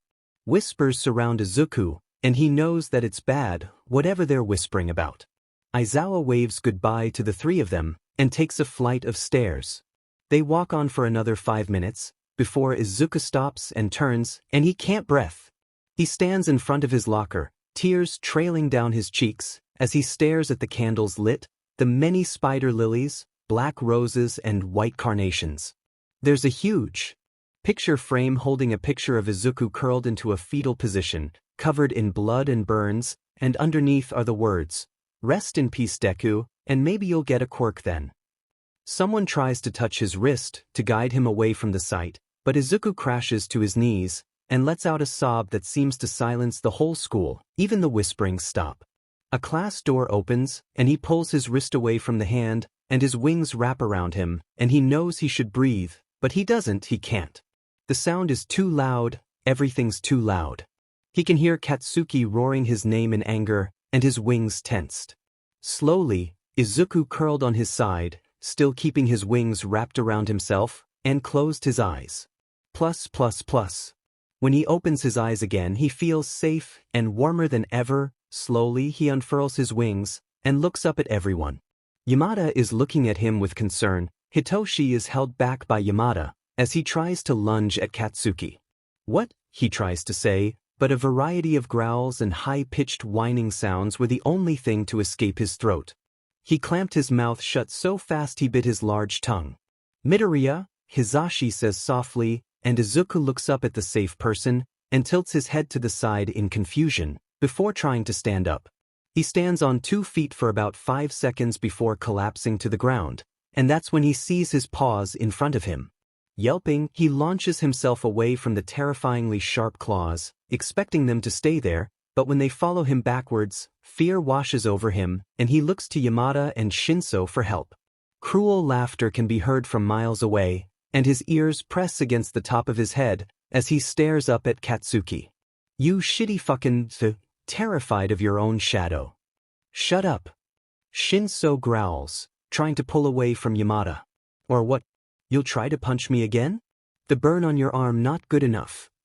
Izuku snarls as he glances up at Shinso's arm, and sure enough, his pale purple jumper has been burned through, and raw skin stares back at Izuku. Izuku turns beady ember eyes onto Katsuki, who just laughs harder at Izuku. Shitey Deku, thinking he's better than me now that he has a quirk? Izuku nods confidently, and Katsuki's red eyes blaze with anger as he launches at the FoxBird hybrid. Yamada yells, and tries to grab a hold of Izuku, but doesn't risk grabbing a tail, the only thing he could reach. In the blink of an eye, Izuku stands in front of Katsuki, growling threateningly up at his former childhood friend. A hand lunges for his throat and he deftly moves out of the way, releasing a breathy foxbird-like laugh. Fucking, stay still. Katsuki yells, lunging once again at the fire foxbird. Izuku soon gets bored of waiting and narrows his eyes, and in an instant, far too fast for the human eye, Izuku pushes Katsuki to the ground, and, using all his strength, keeps the struggling boy down, and wraps his lethal muzzle around his neck, growling low. The air seems to freeze. Students who were watching the fight slowly back away, quickly stopping the recordings. Teachers are stuck between breaking up the deadly fight or running from the feral beast. Yamada struggles to keep Shinso from joining on the fight and trying to calm Izuku down, whilst Shinso tries to decide whether to be terrified of the hybrid or proud, and Shoyuta races down the stairs like a mouse running from a cat. As the principal follows, slightly less manic. But just as fast as the fight started, it finished, with Izuku giving one more low growl to Katsuki, squeezing his jaw just enough to petrify the ash blonde, and then standing tall and proud. Katsuki tries not to show his fear, as he stands on shaky legs, and Izuku laughs again, a series of deep throaty growls and bird-like squawks. Don't you ever hurt my friends again. Izuku growls low as he painfully shifts back into a boy, and is very quick to cover his torso with his wings, and his tails to cover any left skin. He might think back to this moment, and think of how mortifying it was to stand butt naked in the school's hall, but as of right now, all he can think of is the burn on Shinso's arm. As quickly as possible, he strokes the burned arm, and pain races through his own arm, as he takes the burn from Shinso, and places it on his own arm. And as soon as he's done that, as soon as Yamada finally breathes a sigh of relief, and Shinso stares dumbly at the green red-haired kid, and Aizawa explodes through the door, only then does Izuku finally let the adrenaline wear off, and he collapses to the floor, instantly being held by the safe hands of sleep. I'm sorry. He whines out, sinking in himself, at the stern glares of both Yamada and Shoyuta. What you did was reckless, kid. Aizawa mumbles between a sip of black coffee. You could have gotten seriously hurt, listener. Yamada comments back. But he heard Hiyoshi. Izuku growls. The use of Hitoshi's given name startles all three people, and they glance at him like he'd grown a second head. I won't let them scar Hitoshi. And he crosses his arms and pouts up at them. Everyone in the room can see the fear hidden behind anger, and they know that Izuku is terrified they'll punish him like his mother and father did, and that hurts all their hearts. Sighing, Aizawa slumps next to Izuku on the insultingly bright yellow couch, and gently squeezes his shoulder, the one that didn't have a burn on. Just don't let it happen again, kid. Izuku nods numbly, before getting up, stretching out his limbs, and says goodnight to everyone. It had, sadly, taken about 5 hours for Aizawa and Yamada to leave the school facilities, 5 hours where they yelled at the principal about what the kids had done to Izuku's locker, and how it most certainly wasn't the Greenette's fault. And then, when the principal tried to press charges for unlicensed Quirk usage, Aizawa skillfully contacted Nedzu to hack into the school's computers, and place a video of Katsuki using his Quirk, and project it onto the principal's wall. And then they started a shouting match of how that was most definitely illegal, and Izuku still had no control of his Quirk, but Katsuki knew just what he was doing in every single video. And when the principal decided to keep on using the same excuse, poor Bakugo hasn't got full control of his Quirk yet. More videos of different kids using Quirks against Izuku were shown. In the end, Aizawa claimed that if none had control of their Quirks, the school was absolute shit and needed to be shut down, because 114 to 15-year-old kids should know by that point how to at least deactivate their Quirks, and if Izuku was at fault for the whole incident, which he wasn't, then that meant Izuku was better than the teachers and students for being able to control his Quirk. Of course, the man wouldn't admit Izuku was better, so now the school is getting a new set of teachers, a principal, and all the teachers that were once working there are getting their teaching license revoked. But for those 6 hours, Shinso and Izuku were being scolded by the detective on Inko's case. So yeah, Izuku was thoroughly mentally drained, and the second he got to his room, he collapsed onto the bed. Although he was tired though, it didn't mean he was going to sleep straight away. No, he ended up staring at the wall for another 3 hours, and only at about 3 a.m. did he finally close his eyes and sleep. Izuku bounced around his room in excitement. He's lived with the Yamaizawas for well over 2 weeks, only had 3 more accidents with summoning them to his dreams, and only broken 1 other glass cup with his annoyingly hard-to-control tails. He'd also claimed another foxtail. This one seemed more muscular, also deeper red than the others, and had a white tip, instead of the creamy mint green tips his other tails had. But that wasn't why he was bouncing around the place like an excited puppy. No, he was going to meet the number 3 hero, Hawks, who was going to try and teach him how to fly. His phoenix aspect was particularly happy, and was chirping uncontrollably, and he would probably soon be embarrassed about that, but right now all he could think of was going flying. Poor Yamada was not so happy though.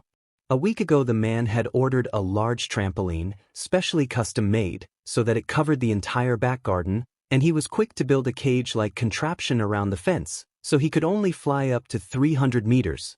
Yamada had also not stopped hugging him for at least an hour before he had to go to bed, sobbing about him being careful. A smile split his cheeks as he all but sprinted out of his large room and into the kitchen. He was too excited to eat properly, so he grabbed a coffee jelly pouch instead and slurped up its contents in record time. Someone's excited. A Vochi drawled behind him, and Izuku whirled around to face Hitoshi. Hey, Toshi. Izuku chirped back, wings fluttering restlessly behind him. You know, I don't think I've ever seen Pops this terrified in the 5 years I've been living with him, he said, smiling that same creepy smile as Aizawa. Izuku was about to answer, when Yamada was running down the hallway and enveloping Izuku in a hug that just about sucked all the air out of his lungs. Sighing, Izuku just stood there, letting Yamada pat his head like he was a dog. If you fall, you're grounded, listener. Hisashi whispered, and Izuku just nodded. Come, Toshi, can't have you miss school as well. And with that, Hisashi gave one more warning glance towards Izuku, before pushing them both out the door.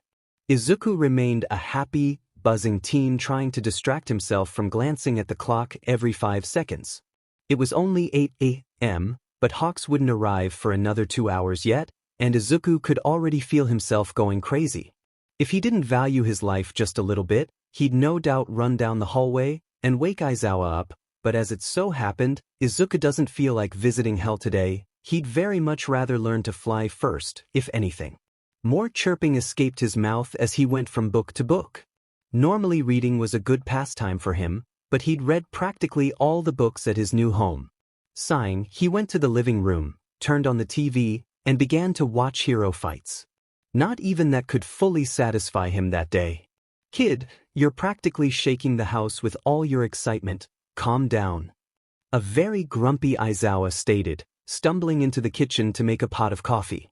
"Sorry, Aizawa-san," Izuku chirped out before going back to watching the TV.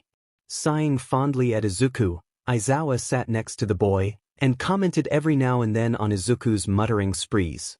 Izuku was dozing off when suddenly his ears pricked and swiveled to face the front door as he heard footfalls, and not a moment later, the bell was rung, and Izuku launched to his feet faster than Aizawa could even blink, and Izuku was shoving the door open. There, standing in the doorway was a blond man with huge red wings, 3 or 4 shades lighter. "Well, you must be the little Ayas I'm meeting," Hawks greeted lazily, and Izuku's smile spread wider, and his wings fluttered in excitement, and the man smiled down at Izuku. "Excited there, are you?" And Izuku chirped, like actually making bird noises in front of the number 3 hero. He will later at night die of mortification. He didn't even know how human words worked at that moment as he ran back to the living room, and Aizawa was only now standing up. Huffing tiredly, he moved to the front door and invited the hero in before closing the door. "It's illogical to be so excited this early," Aizawa muttered. He's just like me on my first day." Hawks cooed. Sighing again, the dark-haired man glanced at Hawks. "Do you want a coffee, tea, or water before we begin?" The man shook his head. "Come on, kid," Aizawa said fondly, guiding Izuku and Hawks to the back garden, which looked more like a field and trampoline material instead of grass for the floor. "Whoa, someone's cautious," Hawks said, whistling in surprise. Aizawa didn't grace the man with an answer and walked to the edge of the garden, the only part that wasn't a bouncy substance. "Come on then, lil bird, let's get ready." And thus began the 10 minutes of the most boring thing he'd ever done, stretching. On any other day, he might not be so bored, but his phoenix part was on high alert, often tuning into the sounds of birds chirping, squawking, cawing, or cooing to each other. "We'll get to the fun part in a minute, Ayas. You gotta stretch first." Groaning, he did as instructed, bending his wings, stretching them, and flexing them until they felt pretty loose. "Your wings won't be used to holding up your weight yet, so we'll only fly for 2 minutes, every 10 minutes. We gotta strengthen them before we get to fly higher and longer." Izuku nodded excitedly, and the two moved to the center of the trampoline garden. Izuku followed the sweeping motion of his wings like Hawks was doing, and as his feet were a meter from the ground, a smile split his cheeks. "Now gently fly to me, little Ayas." Izuku nodded determinedly, and, feeling like a baby learning his first steps, slowly and hesitantly reached for Hawks' outstretched arms. "There you go," Hawks exclaimed brightly, gripping Izuku's hand tightly, making sure that if his wings did give out, he wouldn't fall. He smiled brightly down at Aizawa, and saw the man pointing his phone's camera at him. Waving excitedly at the camera, he turned back to Hawks. They flew around the garden once, before Hawks gently guided them to the floor, and Izuku fell face first onto the ground. "We'll work on your landing as well, Ayas," Hawks says, laughing good-naturedly towards Izuku's pouting face. For the next 10 minutes of break, Izuku was told to stretch his wings again and get used to the feeling of moving them in a flying motion. They continued to fly together for another 3 or 4 hours before Aizawa had to practically drag Izuku and Hawks into the kitchen for a late lunch of katsudon. "You know you don't have to keep watch over me, right, Aizawa-san?" Izuku stated innocently, and the man gave him a look. "It's not you I'm watching." Hawks gave an indignant squawk, which earned Aizawa disapproving glare. "And thus, my reason for watching has just doubled." Hawks is practically an overgrown hero child. Again, he squawks indignantly, and Aizawa sighs, while Izuku laughs quietly to himself. They remained in the kitchen for an hour, Hawks saying it would do Izuku good to have an extra long break to let his wings relax again. He didn't see the point. The phoenix part of him was screaming to fly next to the birds that were free, but he suppressed it and watched some more hero fights with Hawks and Aizawa. Plus. They were higher than before, practically halfway to the top of the large bird-like cage, when Kigo, he insisted on being called, gave him a smile that belonged on villains only. What do you say we freak your guardians out? Izuku nodded eagerly. We'll wait till Present Mike gets back then, he stated as the two glided back to the floor, where Izuku once again fell, this time thankfully not on his face. About 2 hours later, Izuku was warning Hawks of Present Mike and Hitoshi's arrival. The same smile as before crossed the number 3's face, and Izuku's own smile matched, as Hawks all but dragged Izuku to the top of the cage, and, considering both had bid-like eyes, they could see the ground as if they were only mere meters up, and so they caught the clear shock on Aizawa's face as he glanced up at them, and was that a tiny bit of fear showing? Yes, it was. The phoenix caught in laughter, Kigo following suit. They stayed up there for about 5 minutes, and his wings were beginning to tire, which was a good thing then, that Yamada and Hitoshi made it outside then. You ready, little Is? Yes. He chirped excitedly. If you get scared, or anything, let me know and we'll stop. Izuku nodded confidently, and the two made an arcing motion, before the both of them plummeted to the ground, nose first. Yamada was already screaming. Thankfully Aizawa was using his quirk on Yamada, so it didn't affect his already heightened sense of hearing. Just as they were about 50 meters from the ground, Kigo gripped Izuku's hand just a little tighter, and the both of them spread their wings wide open, catching the air with their brilliant red wings, one pair, pure red, the other pair, a mix between green and ember red. Slowly, they touched the ground, Kigo landing like a pro, but Izuku sadly landed on his rear end, and suddenly Yamada was right in front of him, all but sobbing as he swallowed Izuku in his arms, and patted him down for any injuries. As soon as he was sure Izuku was safe from harm, Yamada rounded on Kigo, hitting him upside the head. You are so dead to me. Yamada growled as Kigo and Izuku both started to cackle loudly, until Aizawa sent a quirk-aided glare at the two bird people. Yeah, that was scary, Yamada though, it's like trying to be scared of a living marshmallow. Sorry, Yamadad. Izuku said in an unapologetic manner. Just for the nickname, I'll lower the time you spend grounded, literally and figuratively. Izuku's jaw dropped, but he didn't try to lesser the punishment. You, however, Aizawa stated coldly, glowering at a cowering Kigo. You are banned from seeing Izuku for a month. No. Kigo and Izuku whined at the same time, before glancing at each other and laughing. And then Izuku watches, and acts like he's crying, as Aizawa all but drags Kigo away with his capture weapon. So exactly how long am I grounded for? Izuku asks innocently, and Yamada and Hitoshi both give him glares. The rest of your life. Hitoshi states simply, and Yamadad nods in approval. Tashi, Izuku whines, but the boy continues to glower at him, and all but drags Izuku away from the large garden and indoors. Plus.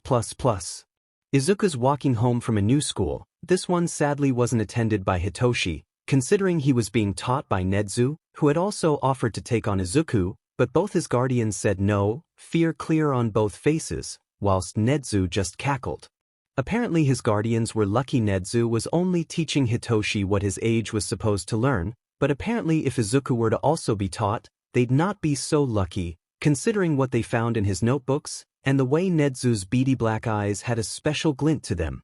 But in the end, Izuku didn't mind much, when he began to get closer to Tsu, a green-haired girl with a frog quirk. She didn't have a bad school experience, but most students either loved her or hated her. And most people often asked her to swallow their homework so they'd have an excuse.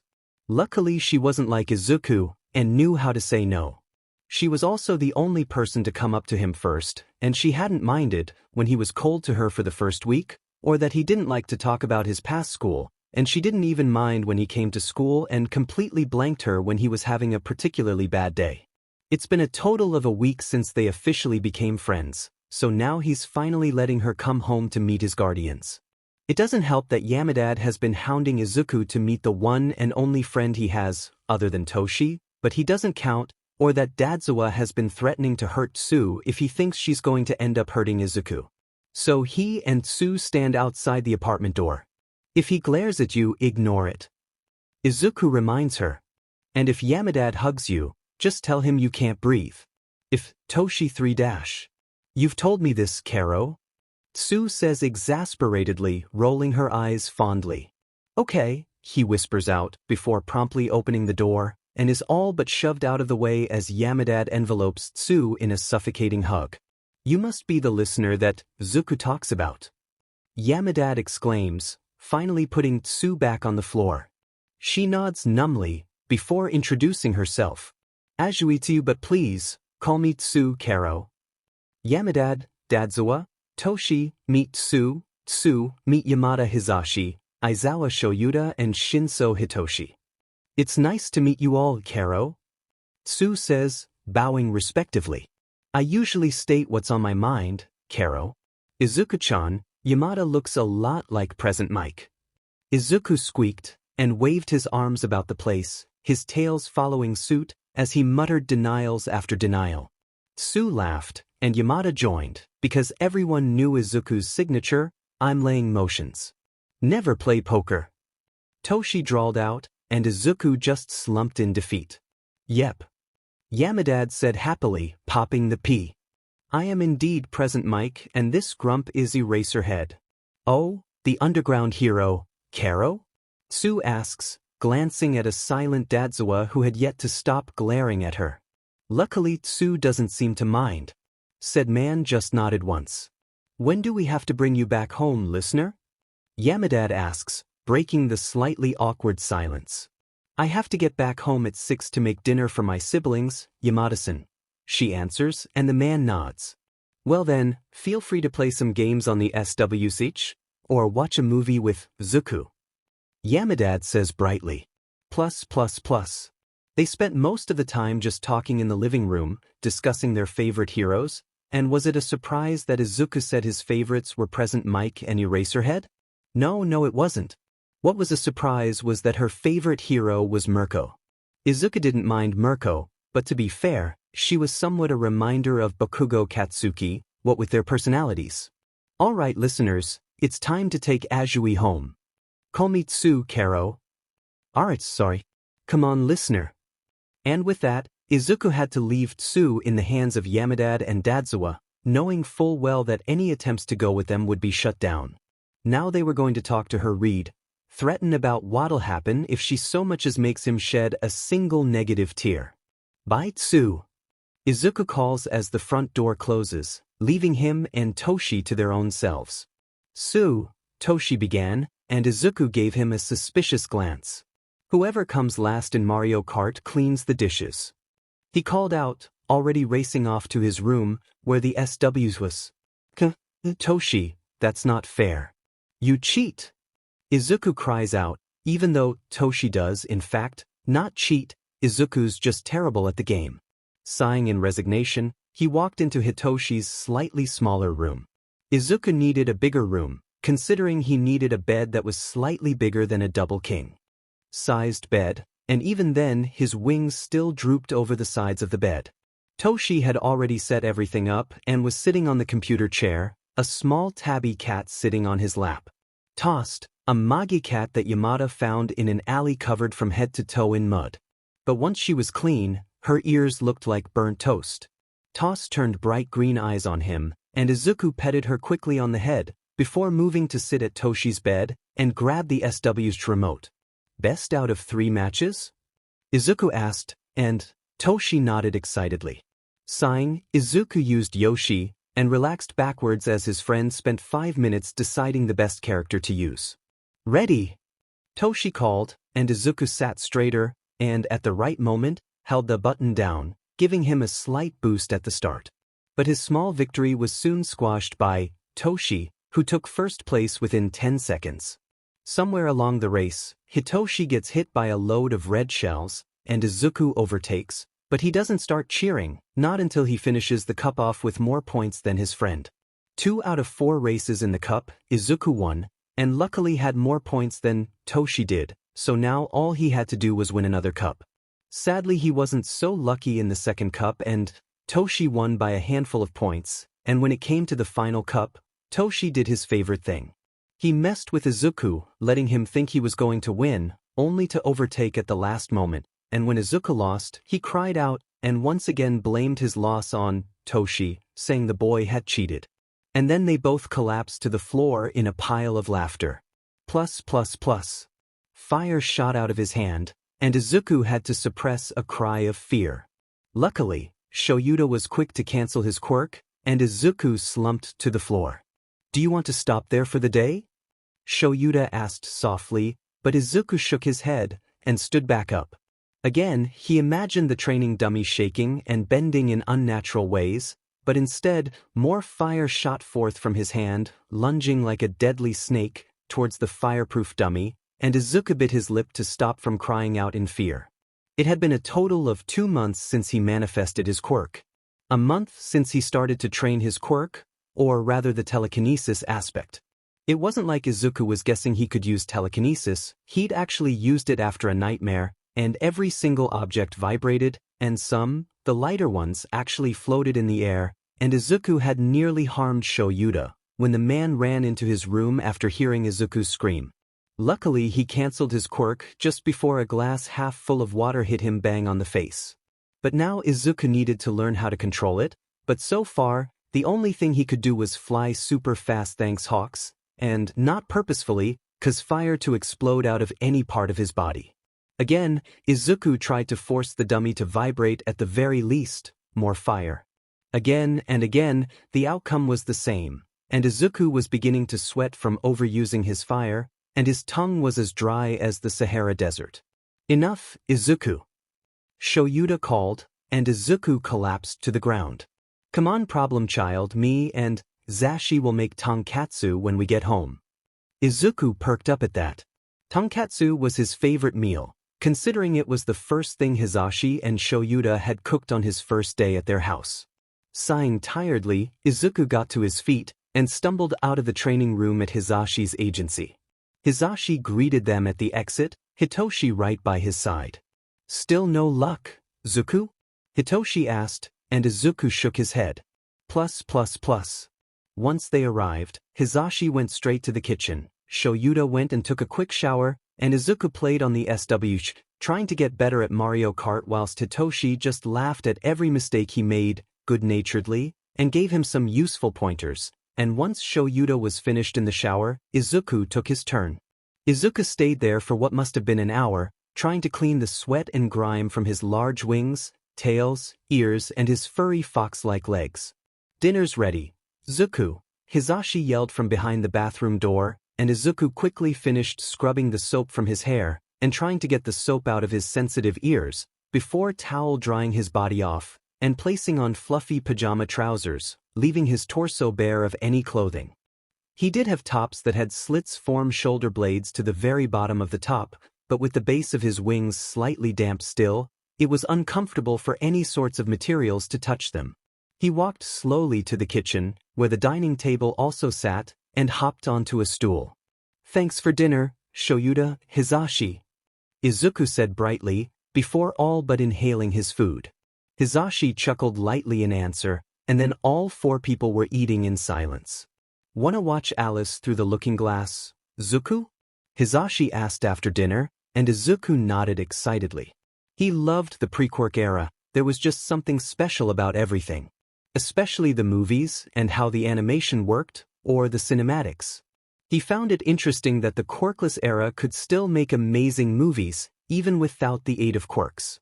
Shoyuta, Hizashi, Hitoshi, and he sat on a 4-seater sofa, Izuku promptly curling against Hizashi's side, whilst said man gently carded his fingers through his untamable curly green to red hair, but the man was careful as to not touch his ears, knowing Izuku didn't like anyone touching them other than Hitoshi. But tonight must have been different, because, halfway through the movie, Izuku sleepily moves his head so that Hizashi's fingers brush his ears, and Hizashi freezes, waiting for Izuku to tense, and most likely jump away, but instead, Izuku leans into the touch and his chest rumbles in a purring manner, and Hisashi, very careful as to not squeal in delight, massages Izuku's ear, and he makes a weird little fox sound, his tails wagging and deftly hitting Shura's lap, whilst Hitoshi just snickers and records Izuku having a weird fox moment. This is perfect. Hitoshi cackles, smiling very much like Shoyuta. You better send that to me, Toshi. Hisashi demands, and Shoyuta hums in agreement. Soon enough, the movie has been forgotten, as Hisashi continues to scratch at Izuku's ears, and slowly Izuku's little fox sounds quieten down, and the purring gets louder as he falls asleep. I didn't know he could purr.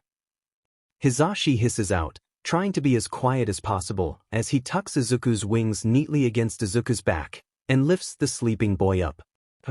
I thought you heard him purring whenever he beats me at Mario Kart. Hitoshi comments, following his dads into Izuku's room when they skillfully tuck him in bed. Shoyuta commands, all but shooing Hitoshi out of Izuku's room and into his own, before the two adults move to their own room. Do you think the lil listener is finally trusting us? Hisashi asks hopefully. No doubt about that. Shoyuta says, a small smile gracing his lips. It took Hitoshi a month to prove that cats were definitely better than dogs, and now Izuku is found looking at cat videos more often than dog videos. It's still a work in progress, but now Izuku is starting to see that they won't abandon him even if he doesn't clean, but now he and Hisashi have decided to give both their sons chores that they know they fight over. Especially the dishes, considering neither of their sons like doing the dishes, and he'll often walk into the kitchen listening to Izuku muttering about, stupid Mario Kart, and stupid brother cheating, and Shoyuta couldn't help but smile after Izuku referred to Hitoshi as his brother. It's also very well known that Izuku still has very little self-worth, but they can see the way he thinks more before doing something dangerous. But again, both Shoyuta and Hisashi know that that issue will never fully disappear. The damage that Midoriya Inko and Midoriya Hisashi have caused will sadly be permanent. But that doesn't mean he can't be taught to value his life just a little bit, because a hero with self-worth issues often doesn't last longer than 2 years, at the most, but they won't force Izuku to be something else. Telling their son that he can't be a hero because of self-worth issues will just be more damaging than helpful, so his new family will just have to stay by his side through thick and thin, until Izuku realizes that he will be missed if anything happens to him. Again!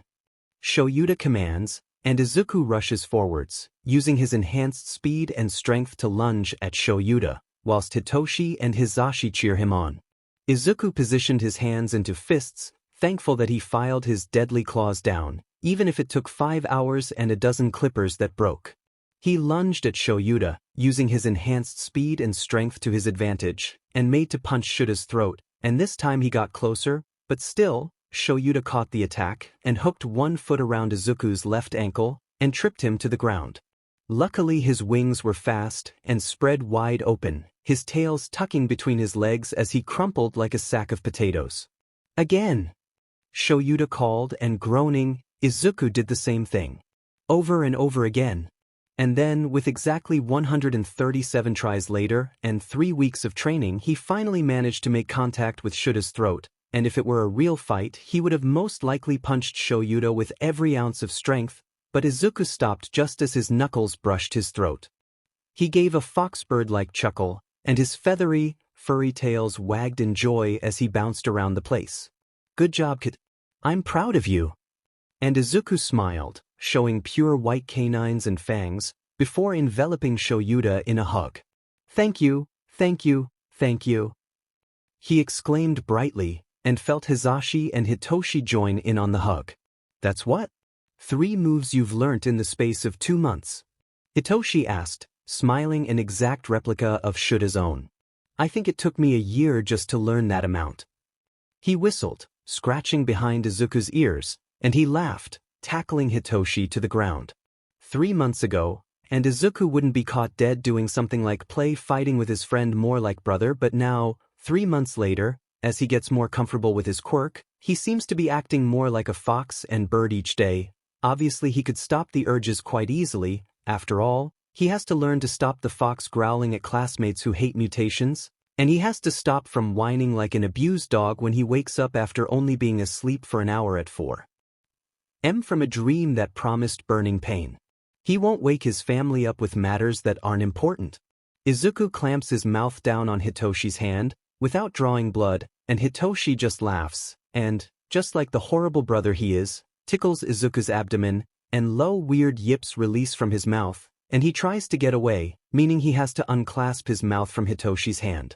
Were it perhaps a month ago, Izuku would have screamed in fright if Hitoshi or anyone tried to touch his abdomen, but with a little trust here and there, Izuku finally allowed Hitoshi to tickle him there. At first the poor boy felt he did something wrong when Izuku released the yips when he first started to tickle him, but eventually Hitoshi got used to his weird FireBird friend sounds. "Alright, enough you two," Shoyuta said tiredly, grabbing at the back of Hitoshi's shirt, pulling him away from the still cackling boy, smiling, showing off lethal fangs and canines. "Come on listener, let's go and get some KFC." "Yes," Izuku exclaimed brightly, jumping to his feet, and jogging after his new family. "Bye Tsu," Izuku called and she waved back excitedly, before walking off with another group of her friends. He walked slowly along the path, humming an unknown tune to himself, his wings ruffling along with the breeze. His taloned feet dug into the grass as he skipped along, only occasionally looking up at strangers who didn't hide their interest in his odd appearance. Somewhere, a boy grabs onto the leg of a hero, and asks if he can be a hero, even if he only has a weak quirk, and somewhere, that hero tells the boy that yes he can, so long as he learns to control the pyrokinesis quirk. Somewhere, Tsu and 3 other people trip on a bottle, letting a villain free. Izuku's ears pick up the sound of screaming, and he doesn't think as his legs tense, his wings begging to be used, and he sprints forwards. Somewhere along the lines he trips, and instead of getting back up, he runs on all fours. A crowd is staring into a lit-up alley, several heroes standing still, as they watch someone struggling against a villain. Their quirks aren't any good, is their excuse, and Izuku growls. He can practically smell the fear waving off of the person stuck in the slime. He can smell the shock and regret coming off of a messy blonde-haired guy who clutches at his side, and he can smell the uncertainty of the heroes who stand around, doing nothing. It makes him sick, the putrid stench filling his olfactory epithelium, and he doesn't think as he shoves everyone away, and lunges at the girl that he only then realizes is Tsu. She doesn't notice him, instead keeps her eyes shut tight, and thrashes her tongue about, trying to find something, anything to latch onto to get away. Izuku sends a quick prayer of thanks to Shoyuta, as he lunges at the villain's eyes, glad that Shoyuta taught him the eye-gouging method. But he wasn't fighting someone who strengthened in combat, he was just fighting a low-level villain thinking he can get away with anything with his quirk alone, so the slime villain has no time to react, as tungsten needle-sharp claws stab right into the monster's eye, and he shrieks as he throws Izuku's friend away, and clutches at his eye with slimy hand-shaped sludge. "You!" the villain exclaims, and throws himself towards Izuku, and he doesn't react, because he doesn't want to hurt the villain any more than he has, and he can't leave Tsu, so he waits for the villain to try and suffocate him, but instead a hand grips his wrist, and Tsu's and a huge gust of wind explodes, and the villain is punched to the end of the alley, and rain begins to pour atop Izuku and Tsu. After nearly an hour of being told how reckless he was, Izuku was picked up by a fretful Hizashi, whilst Tsu was picked up by her own mother. "What were you thinking, listener?" Hizashi exclaimed, Hitoshi nodding along solemnly. "That Shuda's teaching would come in handy?" He squeaked out, and Hizashi gave him a meaningful glare. "It worked," he said, more of a question than an answer. "You've only just been let off of being grounded." Hitoshi mutters tiredly, and Izuku glowers at him. "Don't you dare." Izuku speaks, knowing full well that he can't actually get out of the hands of fate. "I wonder how long it'll be this time?" Hitoshi asks innocently, looking at Hizashi who hums knowingly. One large discussion later, finds Izuku flopped out on his. He hoped that this was the last time he'd be grounded, but knowing his luck, he probably won't last another 2 months. But to be fair, This time they were a little more lenient with him considering he did what any normal child who wanted to be a hero would do. But still, he's not allowed to go flying with hawks for another 3 months, and he has to do the dishes, much to Hitoshi's pleasure and Izuku's dismay. But even now, being grounded, he can't stop from smiling. It was reckless, but a true hero would have done the exact same, kid. In other words, that was Shuta's language for, I'm proud of you. His 5 tails happily wag about the place as he lies on his abdomen, a soft rumbling sound releasing from his chest. Plus. Izuku did it. He finally made something move with telekinesis. He was jumping for joy as he glowered in victory down at the 5-yen coin. Hisashi was laughing at the fire hybrid boy, Hitoshi smiling softly, and Shoyuta was, well, he was Shoyuta, trying and failing at hiding a small proud smile from the kid. And now, running off of the high of accomplishing something he'd been trying to do for nearly 3 months, he tries to move the coin again, and it idly floats a centimeter from the table in Hisashi's training room. He ignores the fire roaring in his veins, envious of the other power that is being used so freely. 5 minutes later and they're back outside walking towards a cat cafe, Izuku chirping along the way, and he astutely ignores the sound of Hitoshi's snickers, or the way his ears swivel back towards the sound of a phone being turned to the recording section. He knows that, somewhere in the future that video, along with any other embarrassing videos and photos will be used. Plus. For the next 8, nearly 9 months, he spent hours upon hours sparring with Shoyuta, Hitoshi and Hisashi, learning new fighting techniques quicker than he thought possible, and he spent even longer strengthening his telekinesis, and now he could lift an entire tire. Of course after that day, he couldn't move for like a day. But now, he stands at UA's gate, knowing that they did their all in helping him get into the prestigious school, so he can't fail, because if he fails, then not only is he letting himself down, but he's letting down the only people he can look at and feel like he's part of an actual honest-to-God's family. You'll do great, listeners. Hisashi exclaims to both Izuku and Hitoshi as they find their assigned seats in the exam hall. 2 tails flick out and squeeze at Hisashi and Shuta's wrist for just a second and neither mention a thing. It's something Izuku's been doing a lot when he has to leave his family. He'll reach out with a tail and squeeze for a little until he feels just a little safer and leave. He does the same to Hitoshi's wrist, considering they have to be sat apart from each other since they live in the same house. It's a precaution all of you examinees have to take. See you later, Kit, Toshi. Shoyuta says gently, before stalking to a shadowed corner and watching as even more examinees fill in, and as soon as Izuku catches a head of ash blonde hair, Izuku is quick to find his seat before Katsuki can notice him. Half an hour later, every examinee has arrived, and Hisashi stands at the front of the overly large room, a bright smile placed across his face. Alright, listeners. Here are the rules. No cheating, no talking, no disturbances of anything, and once you turn the first page, no asking questions to a member of staff. If you listeners break just one rule, we'll be forced to disqualify you. Now then, if you have no stationery qualified for this test, I'm afraid we can't lend any of you anything. This is an important test and sadly, if you couldn't be prepared for the exam, then there is no chance of you listeners being prepared for UA. If any of you listeners finish before the 3-hour mark is up, then sit tight and wait until we tell you to leave. You all have 3 hours to answer as many questions as you can, listeners. And new begin. Only 3 students had to get up and leave due to not having stationery, one of them being a short guy with purple orb-shaped hair, and he was a complete blubbering mess. In an instant, large stacks of paper were passed along to each examinee, and then the only thing to be heard for miles was paper rustling and the sound of pens/pencils scratching along the paper. Izuku's ears flattened tightly to his head, trying to cancel out the annoying sound as best he could, as he too began to concentrate on each and every answer, only occasionally looking up to see how long he had left. Plus.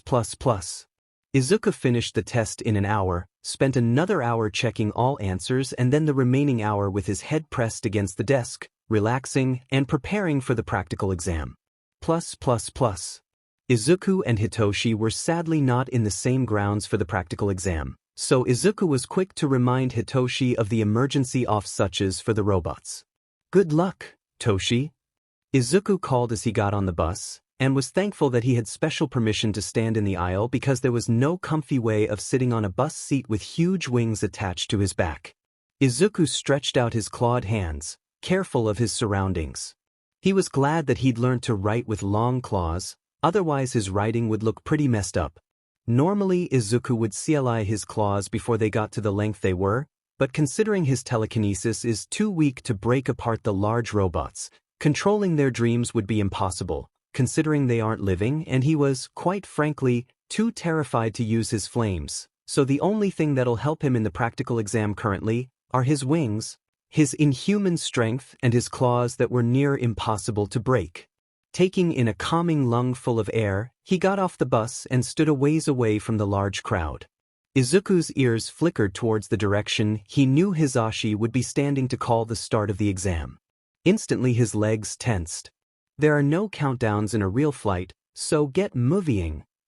Hisashi yelled out, and Izuku ran as fast as his legs would take him. He flicked his ears around, locating a horde of robots that no one would think to look for, considering they were all attracted to the center, where, yes, there was tons of robots, but there was also going to be a dozen examinees trying to destroy them before anyone else, so Izuku split from everyone and followed his ears to a hidden alley where a group of 1- and 3-pointers sat idly by. Izuku lunged forwards, his taloned feet scratching at the cement.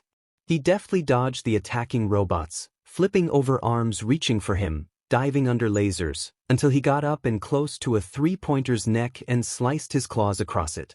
Now his claws weren't long enough to sever the head from the body, but they were long enough to make a sizable cut, and with his wings, he attacked with all his strength, snapping the metal head clear off. He did the same for the other 3 robots before taking to the sky. He glided around, following the sounds of hidden robots, and dropped down, attacking a group of 2- and 3-pointers. He followed the pattern almost to a T, only ever straying from his task when seeing people about to get trapped under rubble. In those cases, he flies down as fast as possible and scoops the examinees up and out of danger. He's chirping in excitement 10 minutes later. The phoenix part of him is happy to be flying so freely, because this is actually his first time away from flying in the garden, and if he listens carefully, he can almost hear Hisashi sobbing and begging Shoyuta to make him stop flying. His lips split into a Cheshire grin as he continues to destroy robot after robot. He's pretty sure he's gathered well over 40 points by the time the 0-pointer makes a very loud appearance, and he was going to do what everyone else was doing and run and find more robots, but a scream found his heightened sense of sound, and without a second thought he shot through the crowd of examinees, and his eyes began to track for the person who screamed. When he saw the brunette under a pile of rubble too big for his telekinesis to pick up, and the way the rubble was positioned, he doesn't know whether he would cause more damage using his inhuman strength to lift the pile of rubble. He made a quick decision and shot towards the large dangerous robot. Maybe in a different universe he'd have a stronger quirk and punch the robot away from the girl, but this is not that universe, and so instead he circles the monster, and when his eye latch onto a red button hidden at the top of the robot's head he dives for it, using his claws to shatter the glass case surrounding the emergency stop button, and slams his fist down, and slowly the massive thing begins to slow to a stop. Izuku takes a nosedive straight to the ground, his wings spreading wide open as he nears the ground, and glides the rest of the way and lands perfectly on his feet. Thanks again, Hawks. Are you okay? Izuku asks, rushing over to the girl that had somehow managed to get out from underneath the pile of rocks. You saved me, she exclaimed, and he has a feeling that she'd be rushing over to hug him, if not for the obviously twisted ankle. She smiled brightly up at Izuku and bowed lowly, careful to not strain her ankle. Thank you, she said earnestly. Yes, that's nice, dearies, but let's fix up that ankle. An elderly voice spoke up, startling Izuku, and he whirled around to see Recovery Girl. Before he could spill out all the questions and gushing he wanted to do, he shoved his fist in his mouth as his eyes shone with awe. And you, mister? The youthful heroine, Recovery Girl said, whirling around to face him. Any injuries I should be made aware of? No, ma'am, he said, bowing politely. She hummed in acknowledgement, before waddling off to check on the other examinees. Izuku made his own escape before the brunette girl realized, and as soon as he left, he released a sigh of relief. He really didn't want to deal with any more thanking from the girl, and the look she'd sent him before Recovery Girl intruded promised so many more gratitude. Honestly, he didn't do anything that warranted thanking. He did what any decent person would do, especially if he's planning on being a hero. His 5 foxtails wave lazily in the cool breeze, his wings ruffling in anticipation of going flying, and his ears swirled around in different directions following the sounds of hushed whispers of excited examinees. "Hey Shoyuta!" Izuku called as he walked into the observation room. Several other pairs of eyes locked onto him, mainly the students that were getting in via the recommendation exams. They were granted permission to watch potential future classmates. The man gave a curt nod, but continued to stare at a screen that held Hitoshi. He had a bright smile on his face. Obviously his BR friend did great. He looked at the other screens, locking eyes on the one that held Tsu. She showed no emotions to indicate whether she did good, but he assumed she did. After all, she and him often did combat training together too. And then his eyes trailed over to an explosive boy. He was breathing, excess sparks being released from his palms. He held a victorious smile, even as Recovery Girl kissed his forehead. Although he did look mildly irritated. "I don't want Bakugo in my class." Shoyuta spoke up, and several heads whipped around to see him. Vlad King seemed to be begging with Shoyuta, but the man expertly ignored him. "I'm afraid, Aizawa-kun, that ultimately, he has shown great potential to be an undefeatable hero. It is your skills that will decide whether or not he can and will access that potential," Nedzu said, turning from his overly large chair to give Shoyuta a bright smile, clearly enjoying the look of hatred to cross the man's face. "If I deem it logical to expel him, I will," he stated coldly before leaving the room and gesturing for Izuku to follow. He gave a bow of respect towards the heroes, waved at the other potential students and left. Plus. Come on, can't you at least give us a clue as to how we did? Izuku all but begged, giving his best kitten eyes towards Shoyuta. It wasn't hard, considering he could make his pupils dilate to the point the scara was unseeable. Shoyuta didn't even look up, and whoever said Hizashi was a kind-hearted man was a liar. He was worse than Shoyuta, cackling as he rolled around the kitchen floor. "Give up, Tsu," Hitoshi stated, patting Izuku on the shoulder sympathetically. "What if I call you Dad?" he said suddenly, and Shoyuta suddenly forgot how to eat the katsudon, and promptly began to choke. "No," he stated, trying to get a breath of air into his lungs. "Kmun," he whined, and Hizashi cackled louder, and Hitoshi looked like he was contemplating why he was alive. "What about you, Hizashi? What about me, listener?" he asked innocently, finally calming down. "Will you tell me how me and Toshi did?" Hizashi just shook his head. "What if I call you Pops?" The man froze before reluctantly shaking his head. "Papa?" And if possible, his eyes became more like a cat. They even shone with unshed tears. "Nope," Hizashi said, popping the pea, and then he got up and dragged Shoyuta away from the table. "Well, I think you nearly got to Pops," Hitoshi said, giving him a fake bright smile. It was mocking him, and Izuku had never wanted to smother Hitoshi more. "Welp, you know the rules." Izuku nodded dejectedly, and followed Hitoshi to his room, and the two began to play Mario Kart. Plus. At 8 p.m. if you listen carefully, you'll hear a very grumpy Greenette muttering, "Stupid freakin' Mario Kart and cheating brother." Sighing, Izuku all but dragged his body to his room. He was tired, but the worst part about the fact was that, no matter what, he tried too hard to fall asleep, so he'd stay awake for at least another 6, maybe 8 hours. Shoyuta and Hizashi were trying to find something to help him sleep, but the only thing that had helped at first was melatonin, but already it was getting easier to ignore the urges to sleep, and drags were a no-go, considering anything like the sorts made it impossible not to summon his family to his dreams.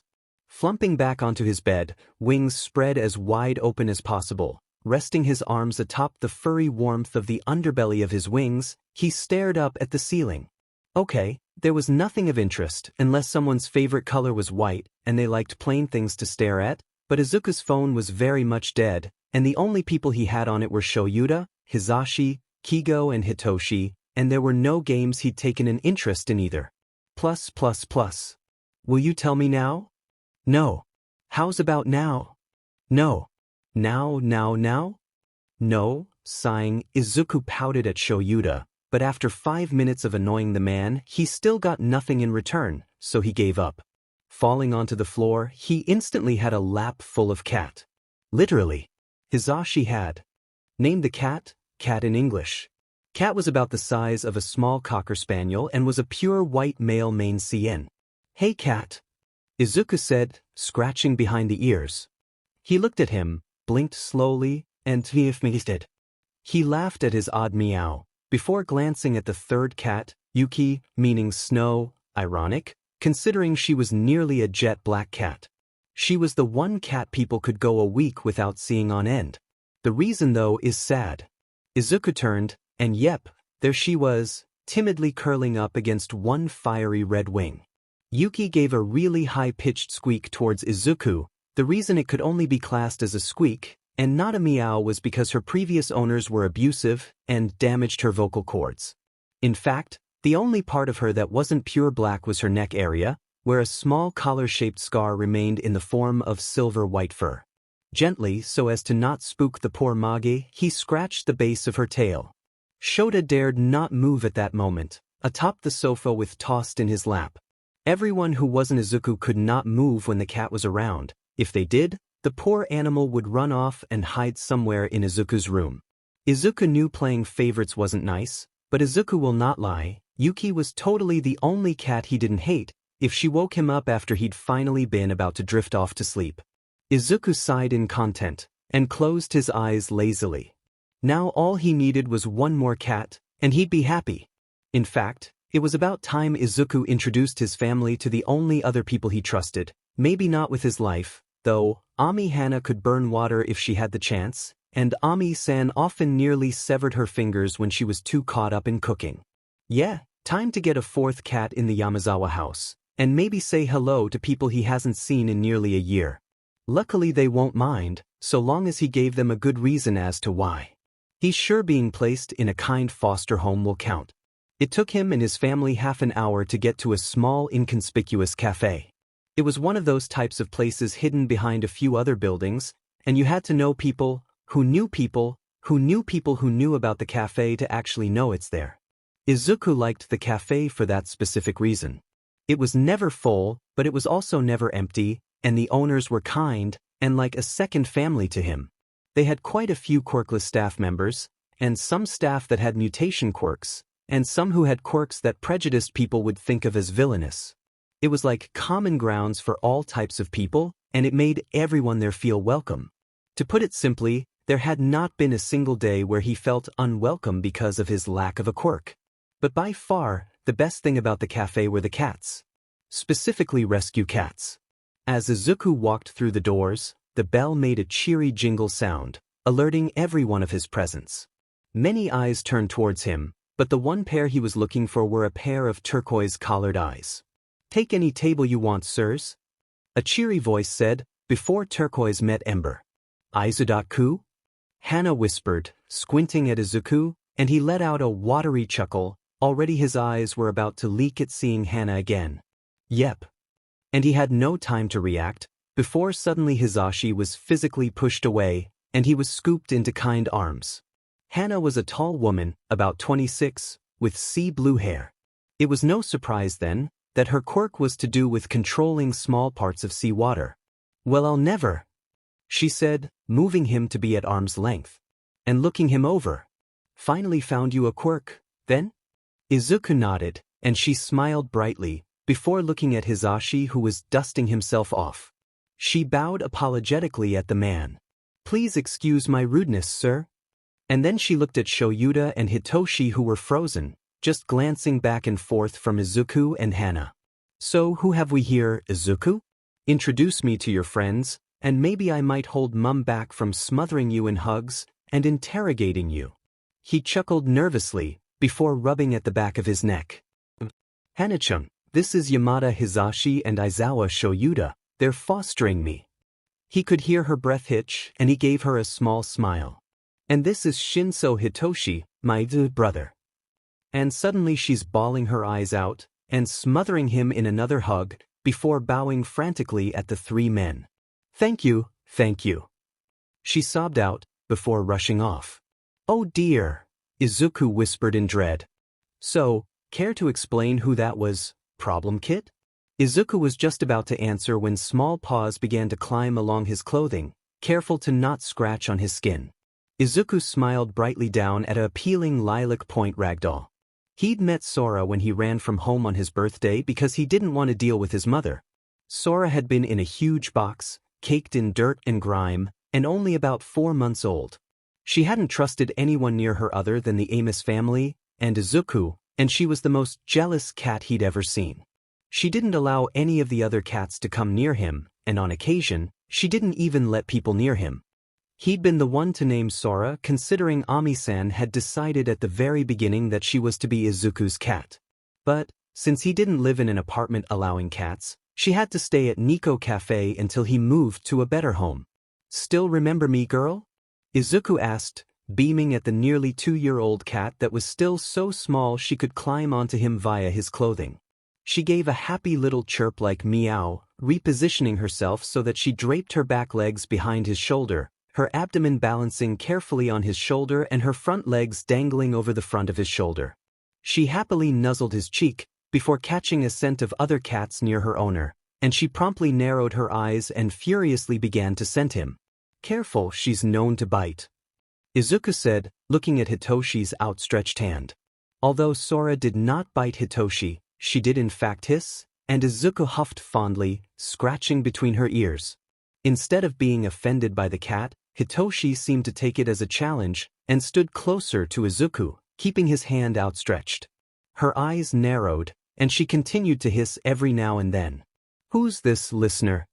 Hisashi asked softly, also stretching his hand out, and instead of hissing at Hisashi, the cat actually nuzzled his finger, and Izuku could tell, by the way the man was pressing his lips closed, that the man was trying not to squeal in delight.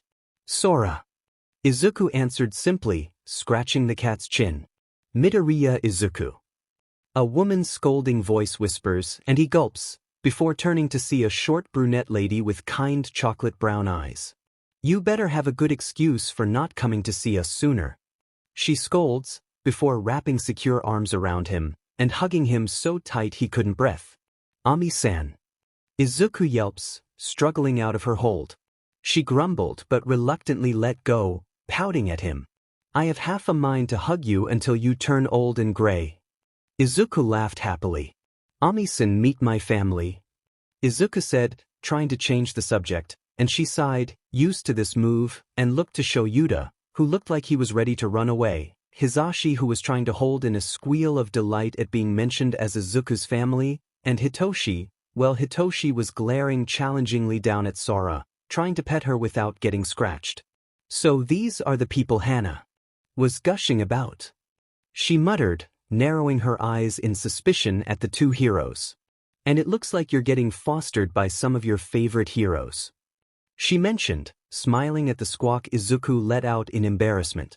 She looked closer at Izuku, turning his head this way and that way, and soon enough she was humming in approval, before bowing to the three silent and confused people. Thank you so much for caring for Izuku, only Kami knows how much he truly needed it. And suddenly she was lunging at Present Mike, and embracing him tightly, thanking him over and over again. She would have most likely hugged Shoyuta and Hitoshi, if it weren't for the very aura they released that practically screamed, touch me, and you're dead. Now, let's cook up your favorite meal, shall we, Izuku? It is still katsudon, no? Izuku shook his head. Tonkatsu. He whispered. But I don't mind katsudon, Ami-san. He stated quickly, before she could run off and make a dish that was only on the menu once a fortnight. Nonsense, Izun, I've not seen you in nearly a year, the least I can do is make your favorite meal. And she gave him the no-nonsense glare, so he just sighed and relented. Plus. They finally got home at around 8 p.m., probably part of that due to the hour argument Shoyuta, Hana-chan and Ami-san got into about how Shoyuta wasn't going to take no for an answer on paying, but both the Amos won the argument in the end. Probably not helping was the fact that at that moment, Izuku had just walked out, Sora happily sitting draped over his shoulders, with Hisashi and Hitoshi following. And Shoyuta wasn't stupid. He knew the three would no doubt leave without him, so he'd sighed, and just gave them a large TI, despite the yells of disapproval. A week later Izuku and Hitoshi both get their letters. A week later Izuku and Hitoshi smile so bright they probably split their lips, as they celebrated the fact that the both of them got into today, as they celebrated Izuku's first place soar, and Hitoshi's own third place placement. You got everything, listeners? Hisashi asks excitedly, and Izuku, too excited to comprehend human language at that moment, nodded, whilst Hitoshi grumbled something along the lines of, "It's too early to be worried about anything," and promptly fell asleep standing. Hisashi swears one day Hitoshi will learn to sleep in ungodly places just like Shoyuta. "Shoulda, get your butt downstairs." Hisashi yelled for the fourth time in half an hour, and they all heard a loud thunk, indicating the poor man falling from the bed. Not a minute later, the man is downstairs, hero uniform placed on, and if Izuku didn't know the man so well, he would have thought he had simply slept in the clothing, but he knew Shoyuta prided himself on getting ready for anything in record time. Something about not having a proper time schedule for work, and anything could happen at an unconventional time, so he had to learn to do things quickly. "Come on, kiddos, let's get moving," Hisashi called brightly, ushering the three of them out, and towards the hideous yellow car. They got to school at about 7:30, so Hitoshi and Izuku both sat in the teacher's lounge, Hitoshi dozing off again, and Izuku bouncing from place to place in excitement, whilst all the teachers got ready for the start of the school year, making sure lesson plans were ready, and so on. "Bouncing around won't make time go quicker, kid." Shota started tiredly, and Izuku just smiled sheepishly, and tried very hard to sit still. Keyword, tried. He ended up wiggling about not 3 seconds later, and Shoyuta just huffed fondly. "Go on, you two listeners, get to class." Hisashi called 5 minutes before the homeroom was supposed to start. Hitoshi and Izuku walked side by side to class 1's door, and Izuku gaped. "Do they really have to make the door so big?" Izuku exclaims, trying to not feel so intimidated. "Nope." Hitoshi replied, blinking tiredly up at the door. Izuku's ears pricked up at the sound of yelling coming from behind the door, and he flinched, and tried very hard to make himself seem as small as possible, hunching in on himself, his wings coming to curl in front of him protectively and his 5 tails curling in between his legs. "Hey," Hitoshi begins, smiling gently down at Izuku. "I won't let anyone hurt you, Zuku." And Izuku smiles brightly, one tail unraveling from curling around his leg to latch onto Hitoshi's right wrist. "Right." Izuku agrees, and he and Hitoshi open the door at the same time, and the two of them are met with a dark blue-haired kid yelling at Izuku's former childhood friend, and Izuku swallows down his fear and steps in. Both Hitoshi and Izuku move to seats that are sadly behind Katsuki, but it was Netsu who assigned the seating charts, and he dared not disobey the stout. Izuku slumped into his seat, his longest tail remaining attached to Hitoshi, whilst he sighs in relief at Katsuki not noticing him. "Oh hey, it's nose-diving boy," a brunette girl exclaims, and Izuku squeaks in embarrassment, because why did she give him that nickname? "I'm Uraraka Achiko, by the way," she adds on as an afterthought. "Midoriya," Izuku states simply, and he swears he can hear his friend suppressing a snort at his lame attempt at conversation. "Shinosu." The boy draws out, obviously imitating Izuku's own introductions, and Izuku has to physically suppress sticking out his tongue. "If you're here to make friends, then leave," Shoyuta said from the doorway, and almost all of the class yelped in fear, whilst Izuku and Hitoshi snorted. Of course the man would go for the scare tactic on the first day of class. Sighing in exhaustion, Shoyuta stands gracefully up and steps out before pulling out a PD uniform. "Put these on and meet me in the yard," he said, passing the specific uniform to Izuku. "Thanks, sensei," Izuku said brightly, internally laughing at the way Shuta's face showed just a smidge of discomfort at being called sensei by him. You all have 10 minutes to get ready. If any of you are late, then you will be expelled. Shouts of disagreements were thrown at the teacher's receding form, and both Hitoshi and Izuku smirked knowingly before the two raced off and into the changing rooms.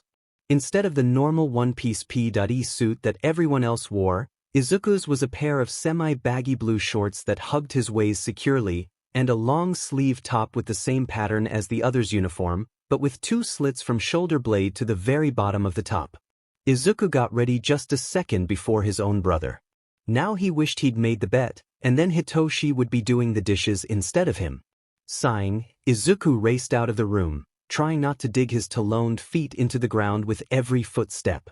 He was the first to get onto the yard with about 8 minutes to spare, and so he dropped to the ground and wrapped his tails around his torso and relaxed, knowing he'd need to preserve as much energy as possible. You've been taking a standard quirkless physical test most of your lives. Show Yuta started as soon as the invisible girl, last to get to the yard, relaxed. That all changes now. Here at Yuta, we'll have to separate the potentiated students from ones that have no chance of becoming a safe hero. Everyone stood taller, shoulders drawn back, as they paid close attention to Shuta's lecture. I'm Aizawa Shoyuta, and I'll be your homeroom teacher and the one to expel every last one of you that I deem unfit, with 0 potential. Izuku could already see. The fear consumed most of the students, and he knew that if he wasn't living with Shoyuta, if he didn't have just a smidgen of confidence, he'd be freaking out over what to do too. Midoriya. Shoyuta called, and Izuku snapped to attention. You placed first in the practical exam. What was your highest score in the standard softball throw? 58 meters, Aizawa-sensei. The man hummed, before placing the ball in his hand. Try and see what you get, using your quirk. Anything goes, just stay in the circle. Izuku nodded, grabbed the ball, and walked to the center of the circle. With his inhuman strength and telekinesis, he assumed he'd do okay, and so, with all his strength, he threw the ball, propelling it further and faster along with telekinesis. You'll all partake in 8 tests, using your quirk whenever you can. He looked at his phone, before glancing at the cluster of students who were staring in awe at Izuku's throw. This will determine those who have potential. 630 meters. The man states, showing everyone Izuku's score from his phone. We get to use quirks, awesome. Some poor soul exclaims, and Shuta's eyes harden. This'll be so much fun. Fun, you say? Shoyuta drawls out, smiling sadistically. Then we'll just up the challenge. Whoever comes in last has no potential, and therefore will be expelled immediately. That's not fair. Uraraka cried out, and Izuku watched as Shuta's expression seemed to freeze all but Izuku and Hitoshi to the spot. Oh, and you think natural disasters are fair? Power-hungry villains? Discrimination? Poverty? The world isn't fair, and it'll never be fair, no matter the amount of heroes society has. But it is a hero's job to combat that unfairness to the best of their abilities. Quiet murmuring broke out across the 20 or so students, but everyone seemed to realize it wasn't worth it to speak their opinions for this specific test. Izuku, sadly, was paired up with Katsuki for the 50-meter sprint, but that was fine. Izuku tried to reason. Katsuki wouldn't dare to hurt Izuku whilst Shoyuta was there, hopefully.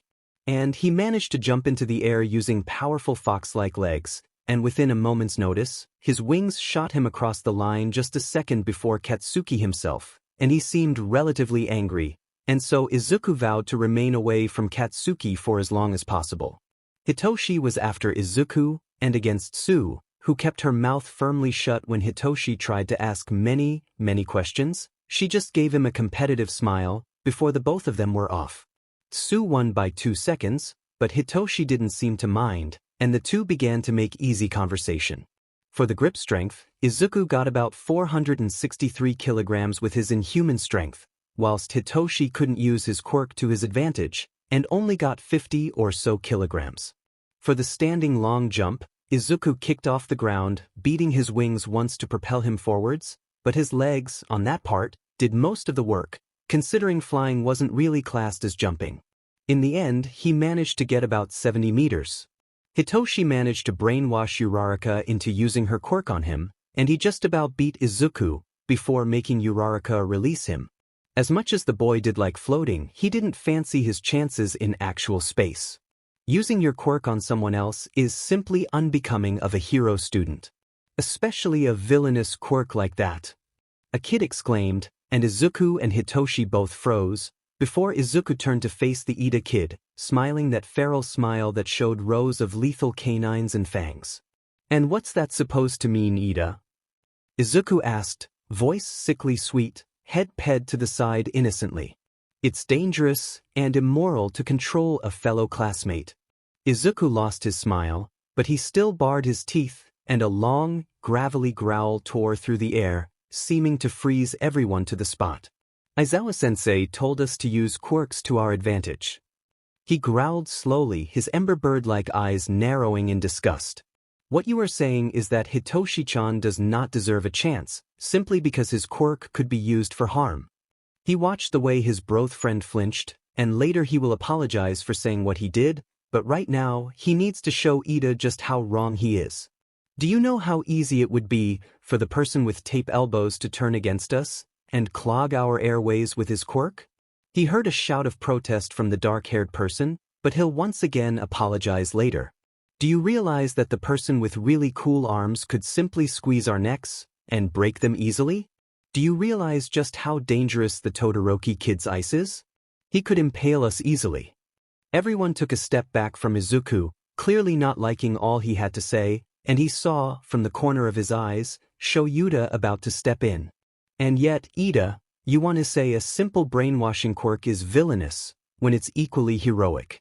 He didn't hurt Uraraka-san in any way, shape or form. In fact, he asked her what her limit is, so he would be sure it was safe to use her quirk on him, and yet he's the one student in the wrong for using his quirk? Do you know just how much of a simple high school bully that makes you sound, and you want to be a hero?" Izuku scoffed and turned around, his tails lashing behind him in anger. "All right, class, get back to work," Shoyuta said finally, and that seemed to break whatever ice Izuku's growl had caused, and everyone went to take their turns of the standing long jump test. "Thanks, Zuku," Hitoshi whispered, and Izuku just smiled and nodded. No way was he going to let anyone get away with talking bad about Hitoshi's quirk.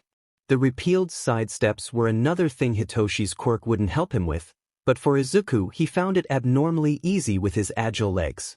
Izuku had to redo the softball throw, just to make it fair, and Izuku got 2 meters further, probably because he was venting his anger out on the ball, instead of Ida. Hitoshi, once again, used Uraraka's quirk to his advantage, and Git Infinity, just like the brunette, and instead of being angry that the boy had brainwashed her, she smiled in encouragement, whilst most of the other classmates also awed at the potential of his quirk. Ida and a few others still looked apprehensive, but Izuku could care less. For the sit-ups, both Hitoshi and Izuku did relatively as well as the other, their quirks not helping there. Seated toe touch, Izuku's added flexibility coming with being part bird and fox got him a little extra boost. And then for the long-distance run, Izuku finally allowed Hitoshi to brainwash him into letting the boy get carried with Izuku to the finish line, whilst Izuku remained flying at about 60 to 90 miles an hour. Hitoshi looked like he was having a blast, whilst Izuku wondered if that even counted, considering Hitoshi wasn't actually running. "Alright, here are your results. I've ranked you from best to worst." And a hologram of what place they'd all gotten appeared. 1. Midoriya Izuku. 2. Todoroki Shudo. 3. Bakugu Katsuki. 6. Shinso Hitoshi. 18. Aoyama Yuga. 19. Koda Koji. 20. Hagakure Toru. "And I was lying," Shoyuta stated, and the quiet sniffling from Hagakure seemed to slow, as Shoyuta smiled, not in kindness, but the sort that just made everything seem so much worse. Izuku and Hitoshi shared the same smile daily when they fought over the dishes. It was just a logical ruse to make sure you all did your best. People gasped and seemed to all sag in relief whilst Yayoro Zumomo just looked around. "I'm surprised that none of you realized that. I'm sorry, I guess I should have said something." and Izuku suddenly had to stifle a snort, because that was definitely not true. If Hagakure hadn't given it all so obviously, she would have been expelled without a second thought. That's all for today. Grab a syllabus in the classroom and read it over before tomorrow morning. Hitoshi and Izuku made a mad dash back to the changing rooms to get back into regular school uniform before grabbing the syllabus they'd need, and then the two walked straight into the teacher's lounge and collapsed onto one of the many sofas, Izuku falling on top of Hitoshi, the two of them completely unaware of a muscular blonde hero having watched the Quirk apprehension tests. "No," Shuta's cold voice said, a tone of finality. "But young Aizawa, think of the power he could gain under my aid." A booming voice exclaimed, and the door banged open, showing a scowling Shoyuta, and All Might looking all but ready to get on his hands and knees to beg Aizawa for something. "He's already under my guide, he does not need a blonde buffoon like you in his corner as well." He scowled down at the man. "Hey Dad!" Hitoshi called, clearly thinking it best to let the dark-haired man know he and Izuku were there. "Hey Shoyuta!" Izuku called after, just a second later. The man glanced at them quickly, before giving the blonde man a warning glare. "Take what I said to heart, All Might, I don't like to repeat myself to idiots." All Might bows his head in defeat, before walking away, metaphorical tail tucked between his legs. "Is Pops nearly ready for us to leave?" "Yes, he just needs to find his car keys again." The man sighs, punching the bridge of his nose, whilst Izuku snorts. "I found them." A loud voice yells, just about letting the whole world know, before a blonde head poked inside the teacher's lounge. "Come on listeners. Let's get home. I'll make tonketsu." He sang the last word, and Izuku was on his feet within a second, skipping straight out the door. Sora and Yuki were nestled atop Izuku's wings, purring away, whilst Izuku slowly woke up. Ever since Sora entered everyone else's lives, only Yuki has dared to go near Izuku. Toast and Cat only go near Izuku whenever Sora is distracted by something else. It was a good thing, Izuku thinks, that Sora got along with all the cats so long as they didn't come near him. Something tells him it wouldn't be good if Sora tried to attack every cat like he knew some did, when entering a new home, already with a clouder, a group of cats, that already got along with everyone else. Sora, Izuku found out, also hated Shoyuta and Hitoshi, not to the point that she scratched them or anything. She'd quite happily sit on their laps, she just didn't allow them to touch her, unlike Hisashi. Funny, considering Hisashi was more of a dog person, and Izuku used to be a dog person too. Sighing quietly, Izuku maneuvers the cats from his wings. Sora grumbled lightly, and curled up into a little ball atop Izuku's pillow, whilst Yuki tried to get under Izuku's duvet. Sighing fondly, he gave each cat a scratch between the ears, and moved to get dressed. Today he'd be having his first hero training class, and to say he was nervous was like saying that All Might saved a few people. The biggest understatement of the century. Izuku's tails were already wrapped around his abdomen protectively, his ears were on high alert, and his eyes were scanning his room over and over again for anything out of the ordinary, even though he knew there wasn't anything like that. Izuku quickly left his room, careful to not disturb Hitoshi in his sleep.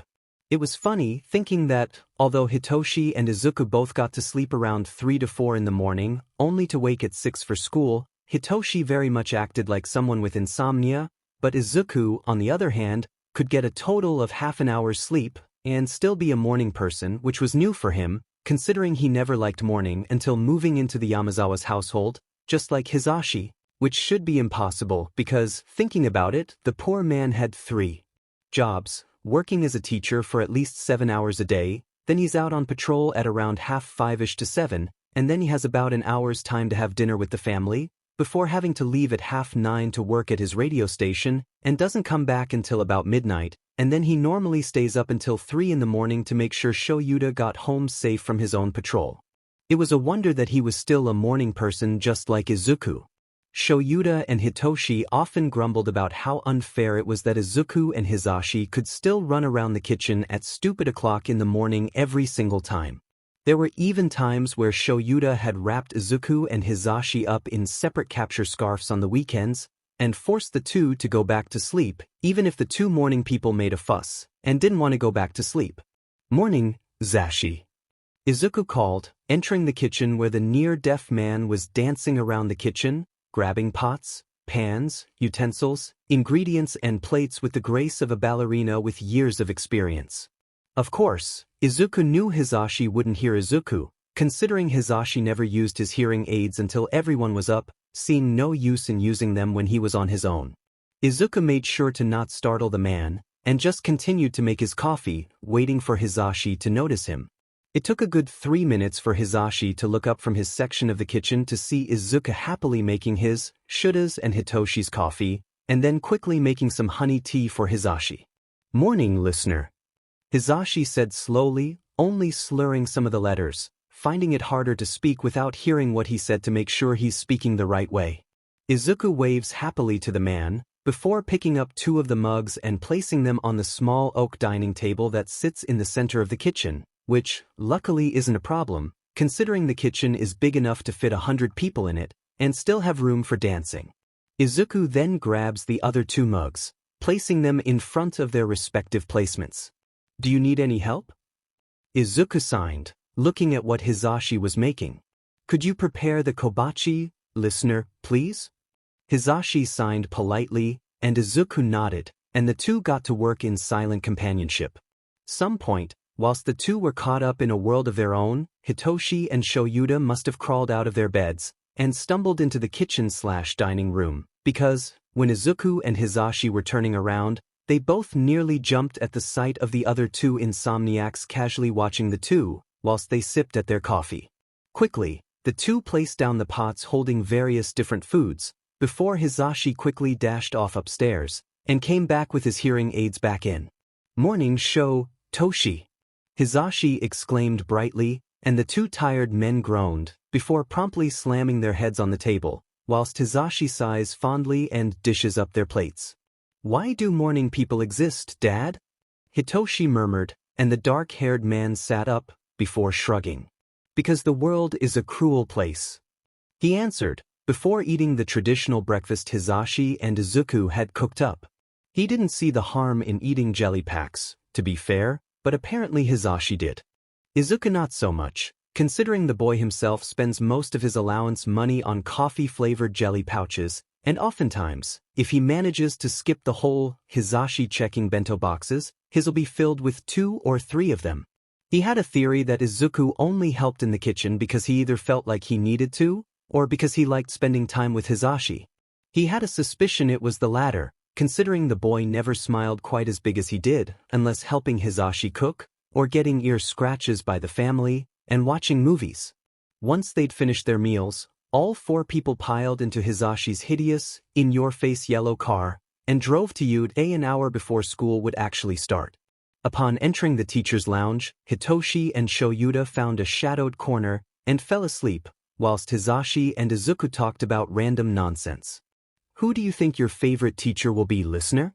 That one shouldn't be a hard question, but Izuku hated teachers, hated them with a passion, and he knew and accepted with great difficulty that Shoyuta and Hisashi were both teachers, and he didn't know whether he'll look at them differently when they stand in front of a classroom. It was illogical to think that they're going to be completely different people when they won't. Yesterday, for him, was different. It wasn't really the start of school.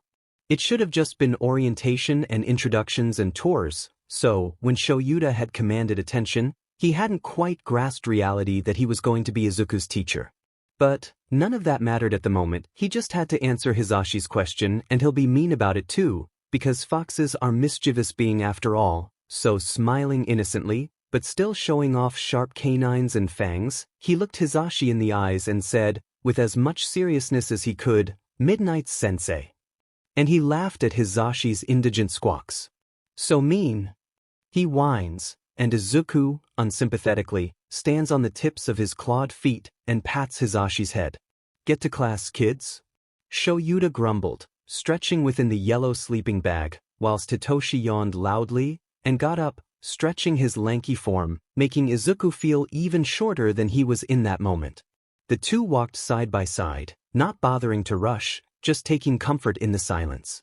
"What do you think All Might will be like?"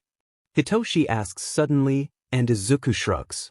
"Loud," he says simply, pushing 1 as over the top huge door open. Everyone present stare at Izuku and Hitoshi before the 5 or so students go back to whispering silently to each other, or in Todoroki and Ida's case, staring plainly at the whiteboard as if it's the most interesting thing since Quirks manifested 200 years ago. Izuku slumped over his desk, wishing, not for the first time in 11 months since his quirk appeared, that he could still sit in chairs that had backs to them. Sofas aren't so bad, considering he can spread his wings wide open and not have to worry about getting in the way. His family have learnt that Izuku's wings are unnaturally strong, and so he doesn't mind when his family lean their full weight into them. But at school, it's slightly different, thinking about the fact that his wings were like 8 to 10 feet long, from the tip of one wing to the tip of the other. "All right, settle down," Aizawa-sensei's sharp, commanding voice called, and already Izuku found himself sinking lower into his chair, and he spent most of his energy on keeping his wings, tails, and ears from reacting negatively. He didn't want to let Aizawa-sensei know just how nervous he was. They spend 10 minutes in a room filled with silence. It seems that the students are slightly terrified of Aizawa-sensei, until finally he suches out with Mike-sensei. When he asks a question to the class, Izuku wants to put his hand up, wants to answer, but it's like the whole beginning of the quirk manifestation mess. He's not in control of his body, and he just sits there, his mouth locked shut, his arms as heavy as 100 elephants.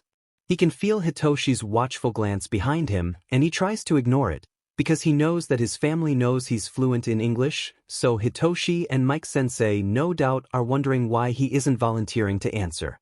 When Ectoplasm Sensei teaches maths, Izuku still keeps his arm down, keeps his mouth shut, and does the work to the best of his abilities. When Midnight Sensei shows up and starts to teach art, he doesn't volunteer to show his work, even though Midnight Sensei has seen his work in passing whenever she came to the Yamazawa's household, and has complimented him many times. At lunchtime, Izuku was quiet and as still as a rock, but his eyes roamed over the whole cafeteria, marking exits, possible exits, and people to steer clear of. He hated school, like really hated it. Junior high with Tsu wasn't so bad because he didn't know any of the teachers, and they didn't know him, so he could be as quiet as a falling feather, and they wouldn't notice anything wrong. Hitoshi, though, could see through him like he was the cleanest and clearest piece of glass to ever be made, and he seemed to stay as close to Izuku as possible, but making sure not to touch the boy, especially the ears, whilst he was in the state of mind he was in. Izuku was anxious as he walked back to 1's classroom. He was excited, sure, to finally start hero training, but All Might was scary, not because he was super strong, not because he was the #1 hero, but because so little was known about the hero. There was no real name, and although he had no mask once a fight was over, there was no sign of All Might, and the man never made appearances in supermarkets, cafes, or anything of the like. It was like he was a ghost, there one moment and gone the next. And although most people didn't believe the man to wear a mask, how could he not, when no one can find him, and let's be honest, the man isn't exactly hard to miss. But anyways, we're going off topic. Izuku hates the fact that he can't do a quick, totally legal internet search of All Might just to know what he's like, because Izuku is so not ready to be in a classroom with another stranger. Gripping Hitoshi's wrist with his longest tail as hard as he can, he walks into the classroom and sits patiently, waiting for the hero to make an appearance. "I am here." Coming through the door like a normal person. All Might yells, and Izuku bites lip, stopping himself from yelping, but he can't hide the full body flinch he releases, or the fact that his tail, still holding Hitoshi's wrist, tightens just a little more. Welcome to the most important class of U.High. Think of it as Heroing 101. It's a lesson I will teach where you learn the different ways of being a hero. He points to what should be a bare wall, but instead, the wall seems to open up, showing the students' cases with numbers on. Today is combat training. All Might's booming voice yells, smiling at the class. But one of the most important things to becoming a hero is looking good. Yeah, that was a lie, and if Aizawa-sensei ever heard something like that, he'd no doubt yell at All Might's stupidity. Now get yourselves suited up, and meet me at ground beta. And almost like a SWH has been flicked, every student launches themselves from their seats, and runs over to the shelves, each grabbing a case with presumably their hero costumes in. Izuku, once again, not wanting to change with everyone else. Even if they'd eventually see his scars, moved to a secluded changing room for teachers to use, glad that he'd gotten permission from Aizawa-sensei to use it. Sighing shakily, he opened up the case and stared at his complex costume. For his legs, he wore dark green legging, and over the top of them, he wore black waist-high leather bulletproof trousers. Towards the back, the fabric was cut off, letting his tails fall through, made by someone with a quirk that had hair that was literally bulletproof, fireproof, and extremely hard to penetrate with any over object, and was completely waterproof, so if ever he found himself dumped into a deep body of water, he wouldn't have to worry about his legs getting tired from the strain of soaking leather gear. He also wore a large belt that had a bulletproof circle that reached his abdomen. He wore black bulletproof gloves made from the same bulletproof hair as his trousers. The gloves were mainly to hide the lethal claws that he sometimes let grow.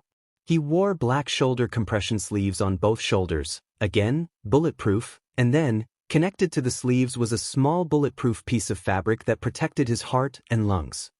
He then wore, yet again, a bulletproof collar, and anyone who tried to touch it to take it off without his consent would surely get a nasty burn. The collar pretty much covered the whole of his neck, and at the back of the collar was a hood, once again, black and bulletproof, that pretty much flipped over and covered his forehead and his ears, which should be impossible, considering just how light and flexible the hood was. It should be as supportive as cooked spaghetti and press uncomfortably against his ears, but it didn't. For the rest of his face, he wore a black metal muzzle-like mask that covered his nose and worked as a gas mask all in one, but still allowed him to speak clearly. For his eyes, he had bulletproof glasses like Vaser that was also supposed to let him see in the dark, and then he has a specially modified headphones, suited for his ears atop his head, to block out any and all noise, unless he pressed a button on the inside of the left part of the headphone, and then he could hear as if he didn't have anything blocking said ears. All in all, he should be perfectly safe. His wings, although could still be damaged, were near impossible to penetrate, so they would protect his back, because, although he liked the freedom his wings granted, he would rather sacrifice them rather than being killed.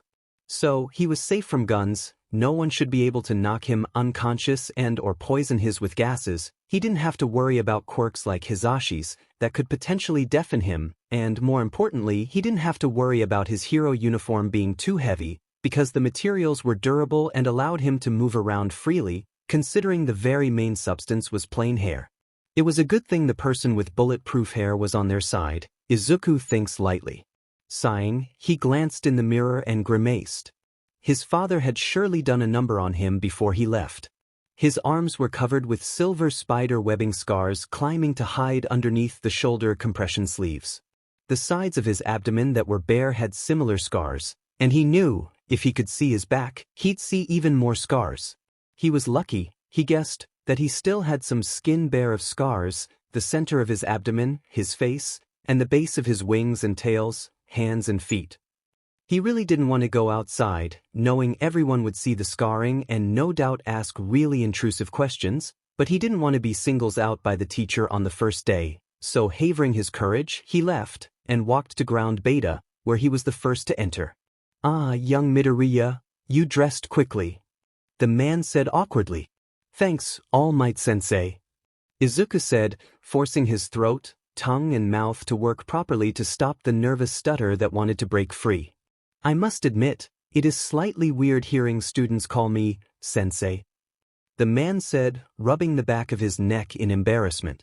"This'll take quite a while to get used to, young Midoriya," the man commented, and Izuku just nodded and waited for his brother to show up, and yep, he was the second out. He wore a dark gray version of Eraserhead's uniform, but, much like the bulletproof material Izuku's costume mostly consisted of, his was the same. Around his neck was also a large coil of fabric much like Eraserhead's capture weapon. Anyone who knew of the underground hero would know that Hitoshi's own uniform was an imitation of that. Only his scarf was a lavender color, as well as the utility belt around his waist, and his boots were black as ink. Hitoshi, already seeing his scars when he was in the hospital, barely batted an eyelid, but he did give him a reassuring glance.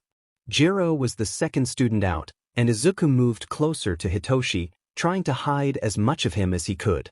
She glanced at him for well over a few seconds and looked away when Hitoshi leveled her with a glare to rival Aizawa-sensei's. More students came filing in, and Izuku's wings kept on getting closer to wrapping his whole body. Style is an important part, young men and ladies. Be fully aware, from now on, you are heroes in training. And everyone cheered, and Izuku's ears flattened and he was so tempted to press the button on his headphones so that he could slip into silence, but that would also be very rude to the teacher. For this class you'll each be split into heroes and villains, and fight 2-on-2. The villain will be given a few X-bomb, and they'll be hiding it in their hideouts. The heroes, as they do, must foil their plans. To do that, either both villains must be incapacitated, or you have to touch the bomb. Likewise, the villains, to win, must keep the bomb hidden for the duration of the match, or have captured both heroes. Now then, we'll draw partners at random. Izuku was paired with Uraraka, much to the girl's delight, if seeing her jumping in excitement was to go by.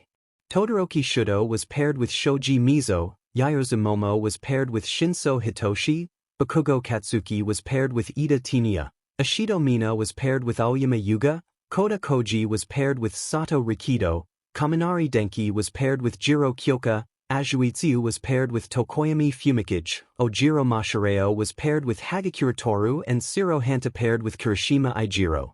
And sadly Izuku was lucky enough to be against Team D, which consisted of Bakugo and Ida. Izuku let out a low whine and hunched in on himself as Hitoshi very slowly moved to stand beside him, and making sure Izuku noticed, gently reached for Izuku's hand and gave it a comforting squeeze and giving Izuku a reassuring smile. "Remember, Zuku, you're not the same as in Aldera," he said softly, hoping that was the right thing to say.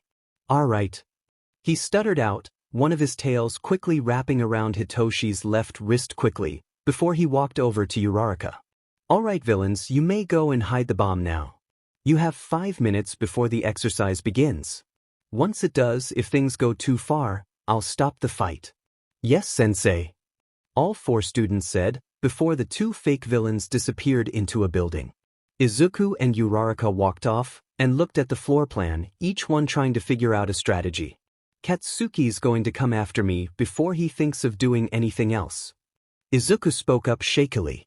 "So I have a plan, but you can say no if you want to. I'm not forcing you or anything, and I won't be offended. We'll just come up with a better plan. And if all else fails, I can always bait Katsuki out." "Whoa, first tell me the plan, Midoriya-kun, and we'll work from there," she said, giving Izuku a bright smile, and Izuku took in a shaky breath. "I carry you, using telekinesis, while still holding you for extra support, and I get us into the air where we'll do a quick scan of the windows, and once we find the bomb, I'll distract Katsuki and you'll try to get past Ida, either by fighting him, or being as quiet as you can, so as to not alert the boy of your presence." It wasn't a solid plan by any means, it could go south very quickly, but it was the best idea he had that would involve the least amount of fighting, and hopefully a quick lead to victory. Uraraka smiled widely up at Izuku and nodded determinedly, and some small part of him preened, his wings feathers each ruffling and smoothing out proudly at the way she so readily accepted his plan. "I love it, Midori!" she exclaimed, and Izuku's eyes widened, more at the nickname than anything else, but not like he had time to say anything. "And begin!" All Might's booming voice yelled through the earpieces, and Izuku wasn't ashamed to admit that he did yelp at such a loud volume thrown at his ears. "I'm going to grab your hand, is that okay?" Because if it wasn't, Izuku'll have to search for an entirely new plan. But he sighed in relief as she nodded, and reached out her left hand to be placed in his gloved one. Smiling shakily, he gripped the hand as strong as he could, whilst making sure it wasn't too tight, and his wings beat in perfect rhythm as he lifted off the ground, using his telekinesis to help keep Uraraka above ground. It wasn't that he thought she was heavy and needed telekinesis, it just would have looked awkward with the brunette dangling low by her left arm, not to mention it would probably cause some strain as well. As quick as he was stealthy, the two circled around the building a few times, searching close to every window until finally the two caught sight of the huge jet black bomb. Next came the hard part. Izuku thought, as he flew to the opposite side of the 5th floor. The bomb was held in and, slightly awkwardly, he pulled Uraraka against his chest, electing a startled squeak. "Brace yourself," Izuku said, as if he wasn't having a panic attack at someone other than family being so close. He flew a few meters away from the window, and flying as fast as he could, he launched himself at the thick glass, and instinctively, his red to green wings closed around him and the brunette as the wings made contact with the glass, and the sound of shattering glass could be heard for miles away. His wings were sore, but it was nothing too damaging, as he unfurled his wings and let go of Uraraka, who had a light blush atop her cheeks, and she stood on shaky legs. "We'll have to be as quiet and careful as possible for this next part," Izuku stated, and the two rushed off, towards the room they knew housed Ida and the bomb. Katsuki had already wandered off, no doubt impatient to wait for Izuku, but the glass shattering no doubt alerted the explosive boy. Uraraka entered the room, instantly hiding behind a pillar, Izuku following suit, and he watched as the brunette struggled not to laugh at hearing Ida's overly serious acting of a villain. "I see, those pesky heroes have already arrived on this floor. Thank you, Bakugo," Ida said, and Izuku froze, as did Uraraka, and Izuku made hand motions for her to get moving, and she nodded determinedly. If she could touch Ida and activate her quirk, he might be too distorted to even think of continuing to fight. "Deku BSTRD. Come out and fight me," Katsuki roared, and Izuku yelped, drawing the attention of Ida, as well as Katsuki, and he gulped, cursing his inner kitsune. Sighing behind the muzzle, he stood on nimble legs, and faced Katsuki with as much courage as he could. Katsuki entered the large room just as Izuku got into a fighting style, and the blonde scowled, explosions popping from his palms, and thus the start of her appealing, lethal dance began. Izuku, swinging Katsuki over his shoulder, deflecting the infamous right hook, and moving fluidly into the position to punch Katsuki in the throat, not enough to do serious damage, but enough to cause him to freeze for a few seconds. But Katsuki, quick with his reflexes, clumsily dodges, and Izuku juts one taloned foot, paw out, and Katsuki trips, yelling curses whilst Izuku jumps backwards, out of range of a dangerous attack, his wings working effortlessly to balance him, his tails joining to help. And then, there a smudge of black, orange and dark green, as they move lightning quick to land a blow on each other, whilst Ida watches in silence, not knowing whether to try to help his comrade, or to mentally take notes of such a magnificent fight. It was a mistake on Ida's part, to forget about Izuku's partner, because after a few more minutes, hero team wins. Ida freezed, the lethal dance freezed, and Uraraka smiled brightly in triumph. "I'll kill you," Katsuki roared as he lunged at Ida, probably beyond irate at losing to Izuku and Uraraka, but before he can continue, two robots came in, both of them holding a stretcher together. "To the nurse's office," one of the robots said, stopping by Izuku, and he PPS his head to the side in confusion. "They're right, Midori, you should get your wings checked out," Uraraka said, trying to break the tension in the room caused by the death glare Katsuki's sending at Ida, and it's only then that Izuku registered the water-like feeling trailing down his wings, and he looks behind him to see that, yep, there were shards of glass protruding in various places, other various gashes, probably caused by dislodged shards. Sighing, Izuku sat on the stretcher, tucking his wings carefully against his back, and stared at nothing as he was carried away. Recovery girl tooted at the state his wings were in, and spent the next 15 minutes pulling bits of glass out, cleaning the wounds, and then healing him. Apparently, having roughly 3 hours of sleep a day equals to not having enough energy, and so Izuku passed out as soon as her lips left his wings. Hopefully he won't get into too much trouble when he wakes up to Shoyuta, Hizashi and Hitoshi. After all, he was doing exactly what he was supposed to do.